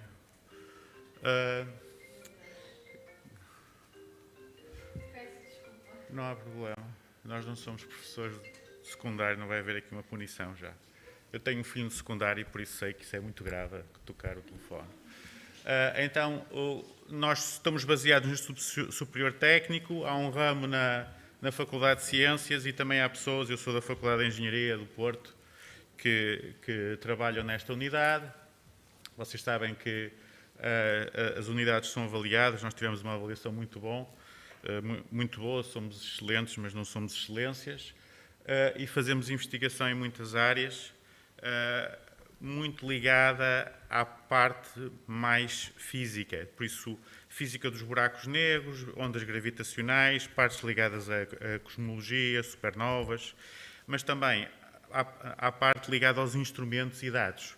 E é essa parte que me traz aqui, e nós somos 3 grupos, um grupo de instrumentação, um grupo de astrofísica e um grupo de gravitação, e eu estou nessa parte da instrumentação, e é esse o meu chapéu. Pronto, já sabem de onde é que eu venho, entre aspas, e agora, o que é o ESO? O ESO, temos aqui um símbolo, já sabem qual é o símbolo do ESO, é azul, é a cor do Futebol Clube de Porto, e depois tem ali ao lado uns telescópios que estão no topo de uma montanha, como é normal, e este telescópio particularmente tem uns lasers, nós mandamos lasers para o espaço para conseguir ver as imagens mais nítidas. E o ESA é uma organização intergovernamental, é um bocadinho como o CERN, que falou aqui o meu colega, e foi criada, aliás, nasceu dentro do CERN, foi criada em 62 e depois evoluiu, isto agora está em Munique, e Portugal juntou-se ao ESO mais ou menos na mesma altura em que se juntou à ESA, em 2001. E a partir de 2001 tivemos a trabalhar com o ESO enquanto membros, mas antes de 2001 já tínhamos uma ligação muito forte. Então, para que é que existe o ESO? O ESO existe para conseguir fazer aquilo que um país não consegue fazer sozinho. Então, os países uniram-se para criar infraestruturas, telescópios, para estudar o céu no hemisfério sul. E há uma coisa que nós, se calhar não temos essa noção, é que quando nós estamos aqui no hemisfério norte, há partes do céu que não são visíveis. Temos que olhar para o chão e ver lá para baixo o que é que se passa. Aqui o que nós estamos a fazer é a construir os telescópios no hemisfério sul e, em particular, no centro da nossa galáxia, há um buraco negro com milhões de massas solares que só é visível no hemisfério sul. Nós temos que estar lá no hemisfério. E, por isso, originalmente, a grande motivação era estudar o centro da galáxia no hemisfério sul. E basicamente, a infraestrutura está no deserto do Atacama, atolares, umas partes mais desérticas, noutras menos. O primeiro é o La Silla Paranal, do que estamos a ver aqui é o Paranal, que é uma montanha no meio do deserto. Depois está a ser construído o Extreme Large Telescope, que é um telescópio que é muito grande, como o nome indica. E há também uma rede de antenas que está também no deserto do Atacama, lá perto de São Pedro da Atacama, e que é uma coisa global, os Estados Unidos, Japão também, e em que a parte europeia é gerida pelo ESO. Ora, o que é que são estas coisas dos instrumentos? Eu tenho aqui uma fotografia do instrumento. Este instrumento tem a particularidade de ser bastante bonito, parece-me um bicho esquisito. O que é que tem os instrumentos de particular? Primeiro, um instrumento como custa dinheiro não tem que ter uma justificação científica. Nós temos que dizer que vamos fazer uma coisa, criar uma revolução, e foi isso que normalmente acontece. Depois, os instrumentos, apesar de serem aqui na Terra, não estão no espaço, não são satélites, são coisas muito complicadas e seguem uma abordagem de projetos espaciais, e em que há muita avaliação, há muita gestão do risco, e às vezes a parte inicial até é competitiva, isto é, há equipas que estão a competir entre si num conceito de instrumento e só um é que é selecionado, apesar de existir uma competição, e como disse o Alexandre, demora muito tempo. Isto é, quando nós estamos a fazer um instrumento, demora tipicamente 10 anos, é uma coisa muito longa. E agora vamos falar do instrumento particular em que nós participamos, que é o Gravity. Ora, o que é o Gravity? O Gravity, para já, tem um nome muito bonito e chama-se Gravity porque, lá está, nós queremos estudar a gravidade perto do buraco negro supermassivo no centro da nossa galáxia. Lá há um buraco negro com 4 milhões de massas solares. E aquilo que nós fazemos é uma coisa que se chama interferometria. Interferometria não é uma coisa, é uma coisa que existe no dia a dia, tem a ver com a interferência da luz. Se vocês forem ver a interferência da luz em tudo que nos rodeia, se formos olhar com atenção, mas particularmente a interferometria é uma coisa que é muito precisa e nós o que fazemos é pegar na luz que chega a cada um destes telescópios e depois a luz entra nos túneis e é combinada. É combinada, nós dizemos isto de uma maneira técnica, de maneira coerente. De maneira coerente, o que é que isso quer dizer para alguém que não percebe o que é que está a acontecer? Basicamente, é como se, imaginem, a luz está a chegar à Terra, a luz é como se fosse uma bolha, daquelas bolhas de sabão, e nós, quando medimos a luz, a bolha explode. Há aqui uma coisa que tem a ver com um bocadinho com a mecânica quântica, quando nós medimos, perturbamos o sistema. E o que nós estamos a fazer aqui, quando dizemos que fazemos uma combinação coerente, é que seguramos a bolha com muito cuidadinho até à medição final. E nós temos parte da bolha que caiu num telescópio, parte da outra, mas tudo é movido com muito cuidado, de maneira a que a bolha não se estrague e nós fazemos uma medição coerente. Qual é a grande vantagem da medição coerente? É que ficamos com um telescópio de mais ou menos 100 metros. Se forem os grandes que estamos ali a ver, são telescópios que o diâmetro do espelho são 8 metros, mais ou menos o tamanho desta sala, nós vamos até 89 metros, se usarmos os pequeninos, vamos para cima de 100 metros. Então, o que é que o Centra fez no Gravity? Isto é o crióstato. O Gravity está a uma temperatura muito baixa e é basicamente um satélite na Terra. E isto é um projeto que envolve várias pessoas, vários grupos, e a liderança está em Munique. E nós, o que é que nós fizemos? Nós fizemos um subsistema que se chama a Câmara de Aquisição. Câmara de Aquisição, não sei. Eu não sei se há um rato aqui, não sei como é que isto funciona. Onde é que eu tenho? Onde é que está o meu cursor? Pronto. Tenho que fazer aqui, clicar nisto. Laser pointer. E depois aponta onde? Estão a ver aqui esta coisita que aqui está, é a Câmara de Aquisição. É um subsistema, é a maneira de gerir isto. Ok, obrigado. E basicamente, a Câmara de Aquisição é uma câmara criogénica que tem várias funções ópticas. E fizemos tudo. Fizemos o desenho optomecânico, construímos, fizemos o software, fizemos a interface e também fizemos depois, participámos na parte científica, como é óbvio. Só para vocês verem um bocadinho o que é. Agora não quero... Aqui diz-me 9 minutos e 23, certo? É amarelo. Quero só agora tirar o laser. 4 minutos antes, estou a ser benevolente. Ok, obrigado. Aqui é só para vocês verem o que está a acontecer. É a luz a passar. Vão ver a luz a passar.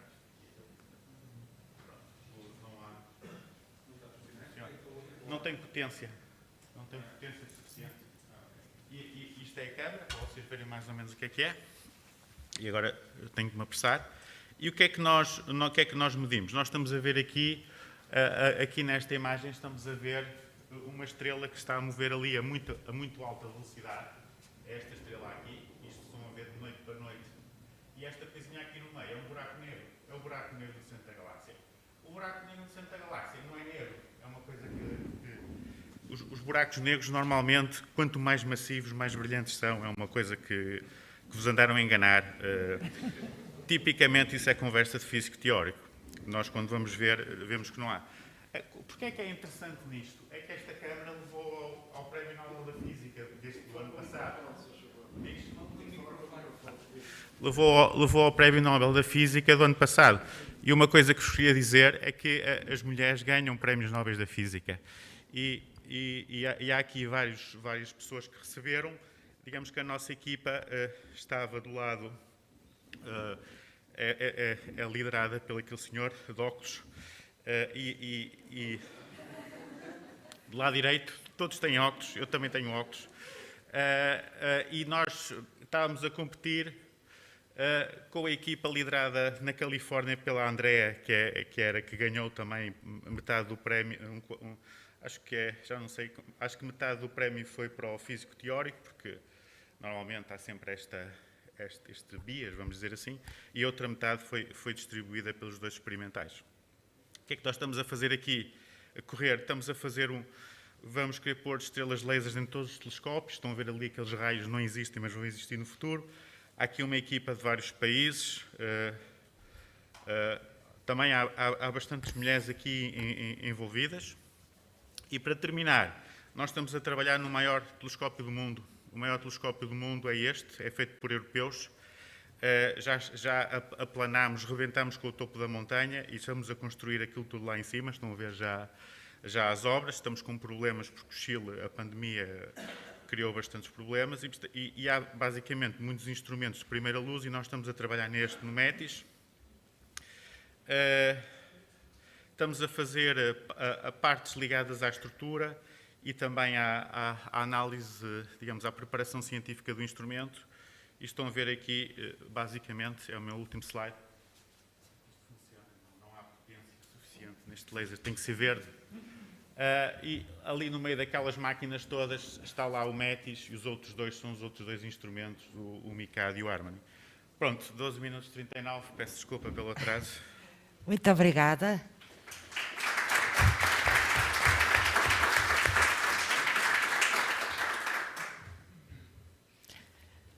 Alguma questão?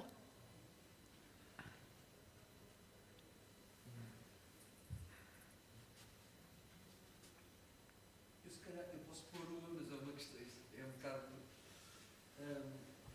como é que... eu vou colocar uma, mas é uma questão que eu gostava também que colocasse em mim para eu poder responder também.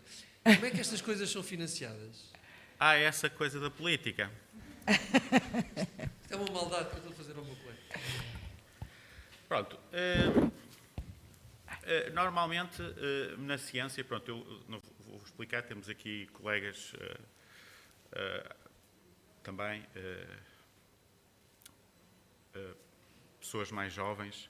Na ciência, nós precisamos de financiamento para comprar computadores, para comprar equipamento e por aí fora. E nós concorremos um bocadinho como a liga, como é que se chama? A liga de futebol, só que em vez de jogarmos à bola, temos que escrever muitos papéis. E normalmente esse financiamento é por um curto espaço de tempo, 3 anos.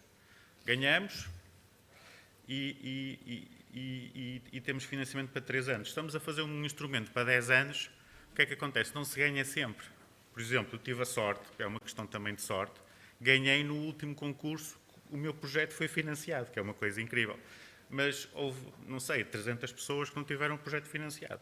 Mas os anteriores, eu tive o azar de não ser financiado. Por isso, as nossas equipas, isto é um bocadinho... andamos sempre nestes hiccups, como é que se diz? Temos financiamento, não temos, conseguimos financiar estudantes de doutoramento, não conseguimos, pós-docs, e depois temos uma dificuldade muito grande quando estamos ligados à instrumentação, é que a ciência paga muito mal. E se nós queremos um engenheiro de qualidade, a não ser que tenha um espírito de missão, nunca se vai meter a fazer instrumentação, a não ser que queira ter um grande emprego a seguir. Vai para lá, está lá a trabalhar connosco 3 anos, faz lá o doutoramento, mas depois vai logo embora, porque há muito falta de engenheiros de instrumentação avançados por esse mundo fora. Por isso é uma ótima maneira de arranjar um bom emprego, mas para nós sempre temos este problema dos recursos humanos. Pronto. Por isso é difícil, mas faz parte do jogo, não é? Acho que tudo é difícil, fomos falar com qualquer pessoa, e há áreas que estão numa situação ainda mais difícil que a nossa, e por isso acho que não nos podemos queixar muito, podemos queixar, mas não, há áreas que simplesmente não têm financiamento e sobrevivem só a partir de pessoal permanente. Há muitas áreas científicas que funcionam assim. nós ainda estamos mal, mas não estamos tão mal como outros. E pronto, é isso, é essa a nossa situação. Não sei se era isto que ias ouvir, mas... Posso? Acho que foi bastante soft. Mas isso era outra sessão. Não é? Pois, isso era outra sessão e depois saíamos todos daqui a cortar as veias. E isto enchia-se de sangue e era uma chatice para limpar a sala. Ora bem, a última... Quer dizer, não vamos falar de áreas consideradas menores, como, por exemplo, filosofia, história, artes performativas, que são tão essenciais quanto o espaço. O espaço é sempre muito mediático. O espaço arranja sempre dinheiro. Ainda bem. Mas, de acordo com o princípio dos vasos comunicantes, se vai muito dinheiro para o espaço, não vai dinheiro para outras áreas. E a ciência é feita de modas. Por acaso, o espaço é uma moda que continua a durar. Mas há outras que vão morrer. E são tão essenciais quanto o espaço. Artes performativas, as humanidades, sejam elas quais forem, a linguística, tudo isso é tão essencial quanto o espaço, quanto o climate change, quanto o Covid. Mas neste momento o dinheiro é curto, portanto vão para aquelas áreas da moda, peço desculpa aos colegas da astronomia, mas tenho que puxar a brasa à minha sardinha. O dinheiro é curto, portanto vai para o Covid, porque é o que está a dar, e vai para aquelas áreas habituais, a biodiversidade, os passarinhos e tal, e o espaço. O resto não existe. Ou então é com base em amadorismo. E nós, investigadores, permitam-me que vos diga, e se calhar estamos de acordo, o colega do Porto, ao contrário do que é habitual, porque o pessoal do Norte é assim mais contundente, nós cientistas somos permanentemente maltratados. A começar pelo facto de que quem nos financia parte do princípio que somos uns vigaristas. E temos que provar, por 50 milhões de papéis, quando é que vamos sair, o que é que vamos fazer, com quem é que vamos fazer. Estou a falar de atividade científica, não sei se nos vossos centros é assim. No meu é um inferno. É um inferno. Moralidade, por inércia, pago-a do meu bolso, muitas vezes. As idas aqui e acolá. E então, em tempos de pandemia, nós programamos ir a um congresso, não sei o quê, não há voo, depois não há Covid, depois não há o teste, depois não é o não sei o quê. Não se consegue fazer nada. Bom, Tiago Silva, salve-nos, que estamos a entrar em depressão profunda. Ora bem, nosso amigo é do Instituto de Plasmas e Fusão Nuclear. Como é que alguém estuda uma coisa destas? Há gostos para tudo, é o que vale. Ora bem, mas vai-nos falar de um tema que é apelativo. Reciclagem de CO2 por tecnologia a plasma. Da Terra a Marte. Ou seja, vamos mandar o CO2 todo para Marte. Tentar. Vamos lá. Ok, portanto, bom dia a todos. Antes de mais, obrigado pelo convite do Ciência 2021 e, claro, obrigado pela oportunidade de apresentar o meu trabalho, que neste caso se relaciona com a reciclagem de CO2 com a tecnologia a plasma e como é que isto pode ser aplicado tanto na Terra como em Marte.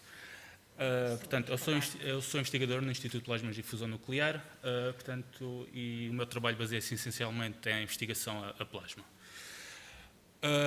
Portanto, relativamente à Terra, quando se fala em reciclar CO2, dióxido de carbono, o que se fala aqui, o objetivo é essencialmente reduzir emissões de carbono. Pois se tivéssemos uma forma de reduzir este dióxido de carbono de forma eficaz, poderíamos não só falar em tratamento de centrais termoelétricas, mas poderíamos também falar na transformação de CO2 em produtos de alto valor energético. e falar na produção de combustíveis esses que poderiam ser usados no armazenamento de energia elétrica e eventualmente relacionar isto com fontes renováveis. E o objetivo é mesmo esse, é usar fontes renováveis para decompor este CO2 em CO, monóxido de carbono. Monóxido de carbono é esse que pode ser processado nos tais combustíveis que são usados para o armazenamento de energia elétrica. Pronto, eventualmente, da queima desses combustíveis, o CO2 é novamente emitido, mas ao ser novamente reciclado, fecha-se o ciclo e temos, portanto, um ciclo neutro de CO2. Portanto, isto pode ser claramente relacionado com energias renováveis e isto é exatamente o que eu acabei de dizer. O processamento do CO para formar estes combustíveis esses que podem ser usados para o armazenamento de energia. Do ponto de vista de Marte, o objetivo aqui é semelhante do ponto de vista de utilizar o CO2 para criar algo útil.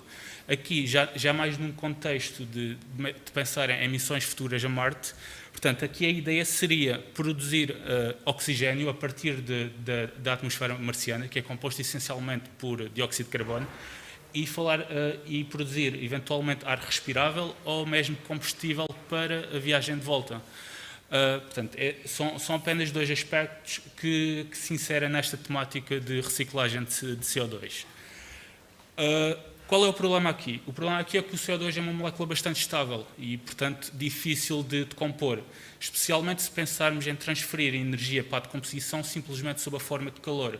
Portanto, temos que ser mais inteligentes aqui e a solução passa por canalizar essa energia para processos que estimulam essa decomposição.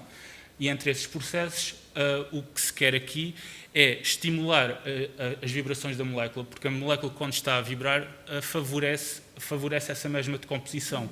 Portanto, e é aqui que os plasmas entram. Os plasmas são, essencialmente, descargas elétricas que favorecem o aparecimento de eletrões livres, um meio gasoso com eletrões livres, que são extremamente energéticos e, portanto, canalizam a energia para essa decomposição, ou melhor dito, para as vibrações da molécula que favorecem a decomposição. Portanto, o que se faz aqui é fazer com que esses eletrões transfiram energia para esses quanta de vibrações que, através de um efeito de escada, como podem ver ali à direita, favorecem a subida no potencial da molécula até decompor o CO2 em CO e oxigênio. Portanto, exatamente a partir do estado fundamental até um estado excitado que depois favorece a decomposição da molécula. Pronto, assim de um ponto de vista mais técnico, estas descargas elétricas, portanto, existem vários tipos de descargas, portanto, vários tipos de reatores, que dependem do tipo de excitação que se está a favorecer ao meio para criar o plasma. Pronto, a excitação que pode ir desde as microondas, radiofrequências e por aí afora. Mas pronto, aqui o que se quer é favorecer, por um lado, a conversão de CO2 em CO, ou seja, a quantidade de CO2 que estamos a decompor, e por um lado o que nós queremos é que isto seja eficiente energeticamente. Pronto, para desta forma conseguirmos não só decompor de forma térmica, ou seja, não só através da transferência de calor, mas também através da transferência de energia para estas vibrações, que eu acabei de dizer, e dessa forma conseguir com que este processo seja eficiente do ponto de vista energético. Pronto, o meu trabalho passa essencialmente por estudar este tipo de mecanismos, portanto, esta transferência de eletrões do plasma para as vibrações do CO2, ou mesmo a transferência entre CO2 vibracionalmente excitado, e dessa forma conseguir ter uma decomposição eficiente. Pronto, usando descargas tais como esta que eu estou aqui a mostrar nesta figura, que é simplesmente uma descarga composta por dois elétrodos, aos quais se aplica uma corrente, um potencial, o plasma é criado aqui no meio e a partir daqui é convertido o CO2 em CO, em oxigênio. Pronto, e o que nós fazemos aqui é estudar este tipo de mecanismos. Pronto, o problema torna-se mais complexo quando se tem em conta que o CO2 pode vibrar de formas diferentes. Portanto, eu tenho aqui um pequeno esquema. Pronto. Resumidamente, o CO2 pode vibrar de forma simétrica, de forma assimétrica e ainda de forma encurvada num plano 2D, que é o que está aqui representado. E normalmente estas vibrações são quantificadas por uma temperatura vibracional, T1, T2 e T3, e desta forma conseguimos estudar e quantificar este tipo de excitação. Experimentalmente, o que se faz aqui é sujeitar a descarga a radiação de infravermelho, radiação essa que vai ser absorvida pelas moléculas vibracionalmente excitadas, portanto, e essa absorção vai ser proporcional a esta excitação. Portanto, é essencialmente o que eu estou aqui a mostrar. Portanto, isto aqui é simplesmente uma descarga pulsada. Portanto, essa descarga essa que é sujeita a esta radiação de infravermelhos, e aqui seguimos essencialmente a excitação vibracional desta molécula, aqui na parte ativa da descarga e depois aqui na parte afterglow, em que a descarga tende para um regime térmico. Portanto, e depois relacionamos esta excitação vibracional com o grau de dissociação, que é aquilo que eu mostro aqui em cima, ou seja, a quantidade de monóxido de carbono que está a ser produzido em função da quantidade inicial de CO2. Pronto, isto do ponto de vista experimental. Do ponto de vista da modelização, o que se faz é tentar quantificar, através de coeficientes de excitação, estes mecanismos, e dessa forma fazer a modelização do sistema e, por um lado, comparar até que ponto é que nós estamos perto ou não da experiência, ou seja, daquilo que se mede, e dessa forma comparar também a excitação vibracional do CO2, novamente numa parte, na descarga pulsada, na parte ativa e na parte afterglow. Pronto, voltando aqui a Marte, pronto, eu não tenho aqui tempo para ir em detalhe em relação a todos estes pontos, mas o que se faz aqui essencialmente é aquilo que eu mostrei anteriormente, mas tendo em conta as condições de Marte, ou seja, a composição da atmosfera marciana, não só o CO2, mas também azoto e argon, e depois as pressões e temperaturas de Marte. E tenho aqui simplesmente um resultado da parte teórica, um resultado bastante interessante, através do qual podemos quantificar o quão mais eficiente é esta excitação em Marte relativamente àquilo que se conseguiria numa descarga na Terra. Portanto, essencialmente deve-se às condições de pressão e de temperaturas que favorecem esta excitação vibracional. Este é essencialmente o meu último slide. Portanto, isto é o mesmo estudo, mas do ponto de vista experimental. Portanto, é mais difícil, mas não é impossível. Portanto, é simplesmente fazer uma ignição da descarga, mas em condições marcianas, e novamente para estudar o quão mais eficiente é esta excitação em condições de Marte. Portanto, aqui é só um resultado para mostrar que no fim acabamos por comprovar aquilo que eu mostrei anteriormente da parte teórica, ou seja, o quão mais eficiente é esta excitação vibracional, pronto, é o que está representado aqui pelo quociente do T3 sobre o TG. T3 é esta temperatura que quantifica a vibração do CO2 e o aumento dessa excitação quando se faz a ignição da descarga em Marte comparativamente com a descarga terrestre, digamos assim. Pronto, e este é o meu último slide. Pronto, a mensagem que eu queria aqui passar é que o CO2 pode ser eficientemente dissociado através de tecnologia a plasma.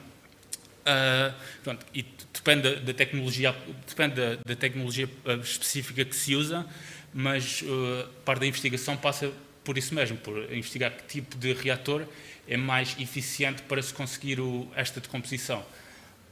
Pronto, e diferentes reatores estão a ser investigados no momento, em condições diferentes, especificamente para a condição terrestre e para a condição marciana.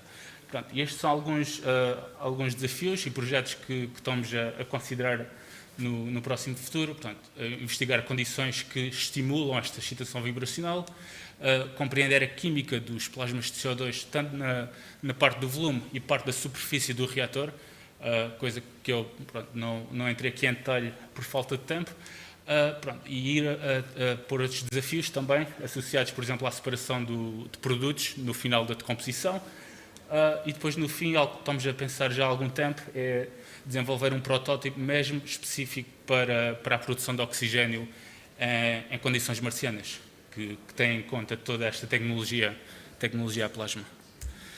Isto só mesmo aqui algumas referências que eu não indiquei. E queria só agradecer pela atenção. Obrigada.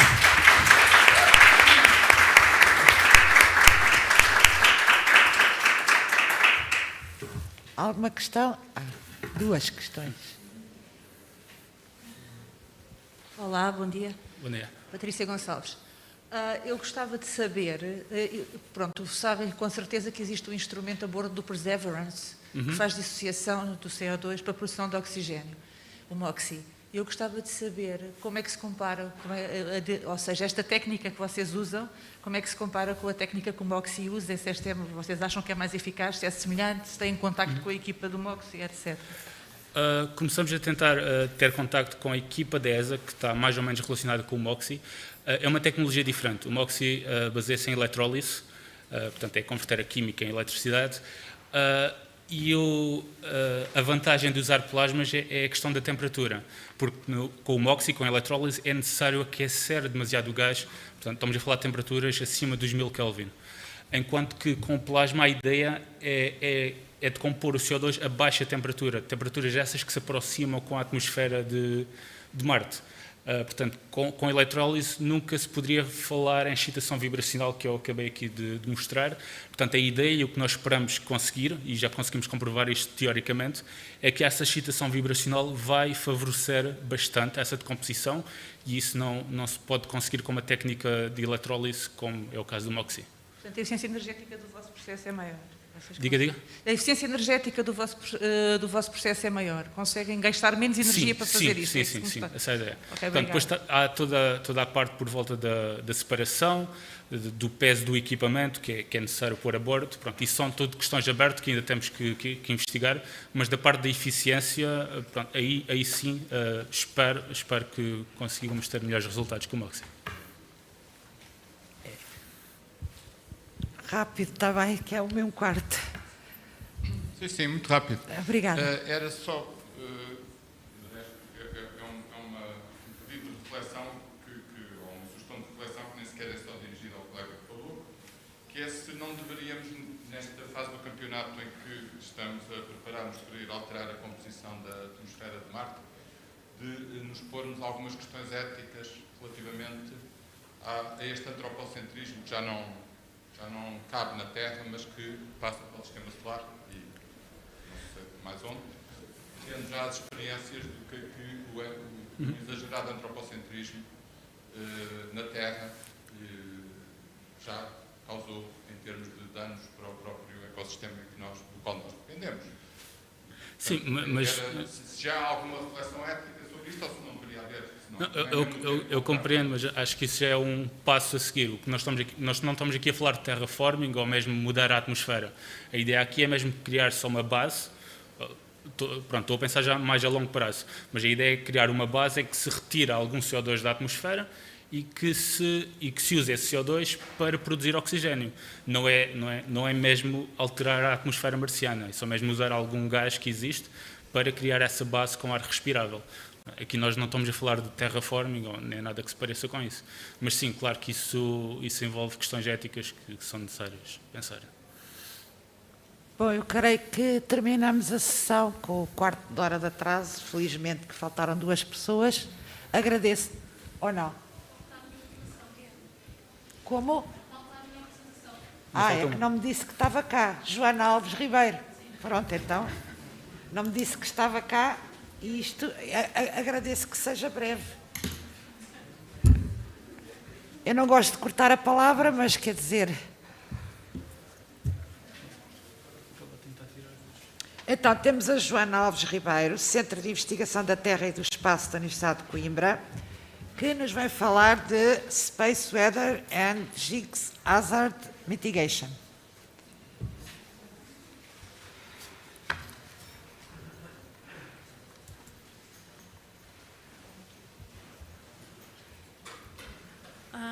Olá, boa tarde. Olá. Vou tentar ser breve, não ultrapassar, que já ultrapassamos a hora do almoço. Eu sou uma investigadora júnior do Centro de Ciência de Investigação da Terra e do Espaço da Universidade de Coimbra e hoje vou-vos falar um pouco sobre o que é o Space Weather e quais são a mitigação do risco das GICs. Ou seja, a primeira pergunta que nós temos a fazer... Isto não está... Peço desculpa, mas não está...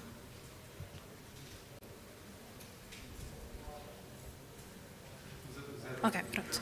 A primeira pergunta que nós fazemos é o Space Weather. O que é efetivamente o Space Weather? Bem, de acordo com a definição da ESA, o Space Weather são as condições físicas que acontecem no Sol, no vento solar e nas proximidades, no espaço próximo da Terra, que podem afetar operações no espaço e também em Terra, e assim como afetar a saúde humana. Quais é que são as principais fontes do Space Weather? Bem, nós temos as solar flares, que são basicamente colisões de energia perto dos sunspots, das manchas solares. Temos... peço desculpa, mas isto não está... Temos os buracos coronais, que são regiões na parte externa do Sol, ou seja, na corona, em que permitem que o vento solar saia do espaço e possibilita a entrada na nossa atmosfera. E temos a injeção de massa coronal, que são grandes explosões de plasma e do campo magnético da parte externa do Sol. Ou seja, um dos efeitos mais conhecidos do Space Weather, que todos nós conhecemos, são as auroras. As auroras boreais, que é no Polo Norte, ou as auroras australis, que são visualizadas no Polo Sul. Isto basicamente é uma interação de partículas gasosas na nossa atmosfera com o vento solar. E quais é que são os principais impactos do Space Weather que podem ter na nossa sociedade? Bem, podem causar problemas nas comunicações espaciais, nomeadamente os satélites, nas comunicações de transmissão de energia por via onda rádio, na navegação, na distribuição da nossa rede elétrica e também nas comunicações terrestres. O que eu vou falar aqui hoje é um pouco sobre que problemas em que este Space Weather pode causar na distribuição da nossa transmissão da nossa rede elétrica. Isto faz parte de um projeto financiado pela FCT, o projeto MAGIC, Correntes Geomagnéticas Induzidas em Portugal continental. O que é isto de correntes geomagnéticas induzidas? Ou seja, é basicamente uma consequência destas explosões solares, a que nós damos o nome de tempestades solares, que vão interagir com a nossa superfície da Terra através de um campo elétrico induzido, em que vão produzir estas GICs. E estas GICs podem fluir ao longo de estruturas condutoras que estejam ligadas à Terra, ou seja, a nossa rede elétrica, os nossos oleodutos e também em caminhos de ferro. Que consequências mais importantes, mais graves que já observamos das GICs? A mais grave de todas foi em 1989, no Canadá, em que uma GIC elevada deu uma origem a um blackout de 9 horas. Em outubro de 2001, na Nova Zelândia, uma GIC causou um pequeno distúrbio num transformador, em que só a substituição dessa peça foi quase mais de 6 mil euros. Nós temos a tempestade de Halloween, que ocorreu em outubro de 2003, em que esta tempestade causou efeitos tanto no hemisfério norte como no hemisfério sul. Não vou entrar em detalhes matemáticos, nós só temos de ter a ideia que as GICs, para estimar as GICs, nós temos de ter conhecer a parte da componente do campo elétrico induzido e também conhecer as nossas características da nossa rede. Para o campo elétrico induzido, nós temos de ter duas coisas. Temos que saber conhecer o modelo de condutividade do país, ou da zona que estamos a estudar, e de conhecer também as tempestades geomagnéticas. Ora, as tempestades geomagnéticas nós conseguimos obter através dos dados registados no Observatório Magnético de Coimbra, o COI, e que é importante dizer que é um dos observatórios mais antigos da Europa e o único em Portugal continental. Este observatório tem registros desde 1866, ou seja, isso quer dizer que nós temos muitos registros ainda em papel, que é urgente passá-los para formato digital para podermos estudar isto. Infelizmente, tem sido um pouco complicado conseguir financiamento para tal. O modelo de condutividade é baseado através de sondagens magnetotelúricas, de uma forma muito simples. Pensamos num raio-x. Nós, quando temos um raio-x, o que é que ele nos permite? Permite estudar, através de um método não invasivo, estudar se temos alguma fratura no nosso osso, nos nossos ossos. A magnetotelúrica funciona exatamente de uma forma muito semelhante. A magnetotelúrica, nós conseguimos estudar a Terra, através de umas fontes naturais, que são variações do nosso campo elétrico e campo magnético na superfície da Terra, e com isso podemos caracterizar mais ou menos a Terra em profundidade. A geologia em Portugal, não sei se toda a gente sabe, a geologia em Portugal varia imenso à superfície, e o que nos permite, tendo um modelo final, nós vamos estar à espera de ter uma parte mais resistiva a norte do país em contraste com a sul. Isto é justamente importante termos isto. Eu anteriormente esqueci-me de referir, nós já temos 32 estações de magnetotelúrica adquiridas no país numa malha mais ou menos de 50 por 50 km. Sondagens mais a sul são sondagens únicas, foram adquiridas antes do Alqueva e, felizmente, grande parte desta malha foi que conseguimos adquirir durante a pandemia. Com isto, com estas duas componentes, nós conseguimos calcular o nosso campo elétrico induzido. Isto aqui é um mapa, estas setinhas representam qual é a orientação do campo elétrico induzido.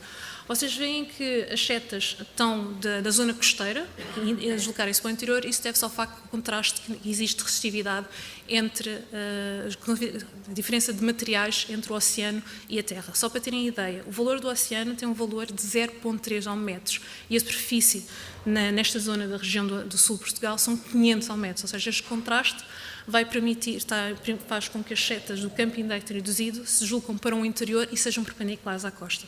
Vocês estão a ver, não consigo, ali no meio, no centro, vocês veem assim uma pequena confusão de setas. A que é que isto serve? Isto serve simplesmente ao efeito de grandes estruturas geológicas, neste caso à falha da Messejana. Então, e o que é que acontecia se nós não tivéssemos feito este raio-x da Terra, digamos assim? Teríamos que mudar modelos sintéticos em que não iriam conter qualquer tipo de informação geológica a grandes profundidades. Outra coisa que eu falei que era preciso para estimar as GICs era a componente de descaracterização dos parâmetros da nossa rede elétrica. Nós aqui temos que agradecer à REN, nós temos a colaboração por nos ter disponibilizado todos os dados necessários para conseguir construirmos uma rede elétrica com maior detalhe e mais realista. Em Portugal, nós temos cerca de 139 subestações, usamos 3 linhas de vantagens, a de 60 é de distribuição, não entra para o estudo. A figura ao lado parece um pouco complexa, é simplesmente uma esquemática da caracterização da rede em Portugal, sul de Rio Maior, em que tem a caracterização de todas as ligações de subestação e quantos transformadores cada subestação tem.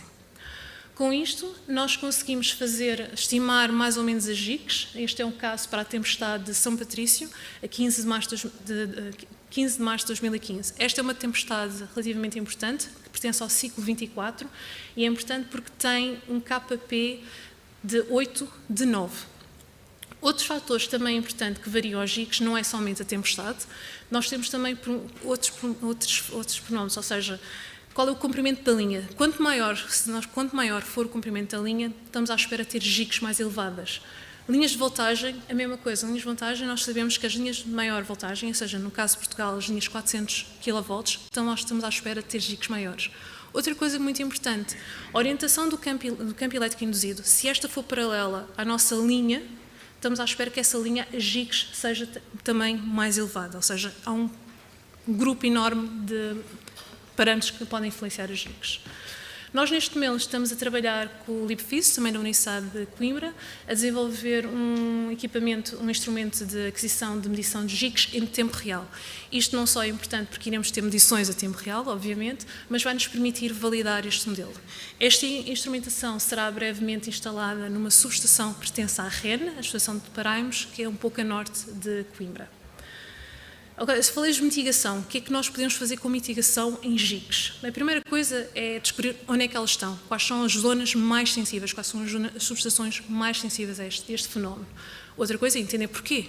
É só devido à tempestade, às características desta tempestade específica, ou será uma propriedade, uma característica desta subestação? Ou seja, a subestação tem um comprimento de linha é demasiado grande, devíamos encurtar? Será que é uma subestação que tem linhas de 400 kV?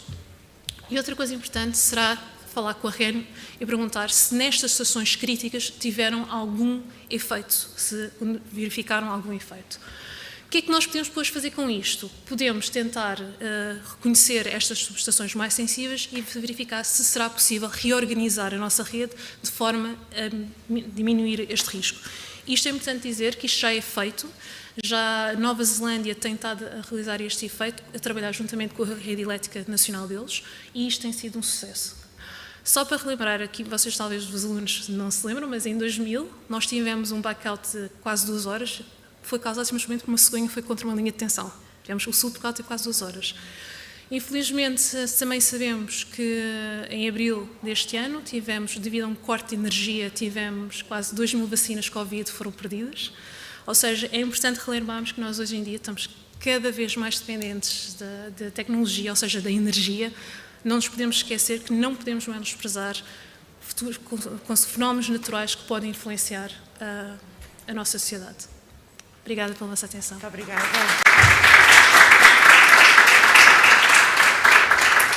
Ora bem, se houver alguma questão, agradeço que façam diretamente à colega, que é 1h30, e vou dar a sessão por encerrada.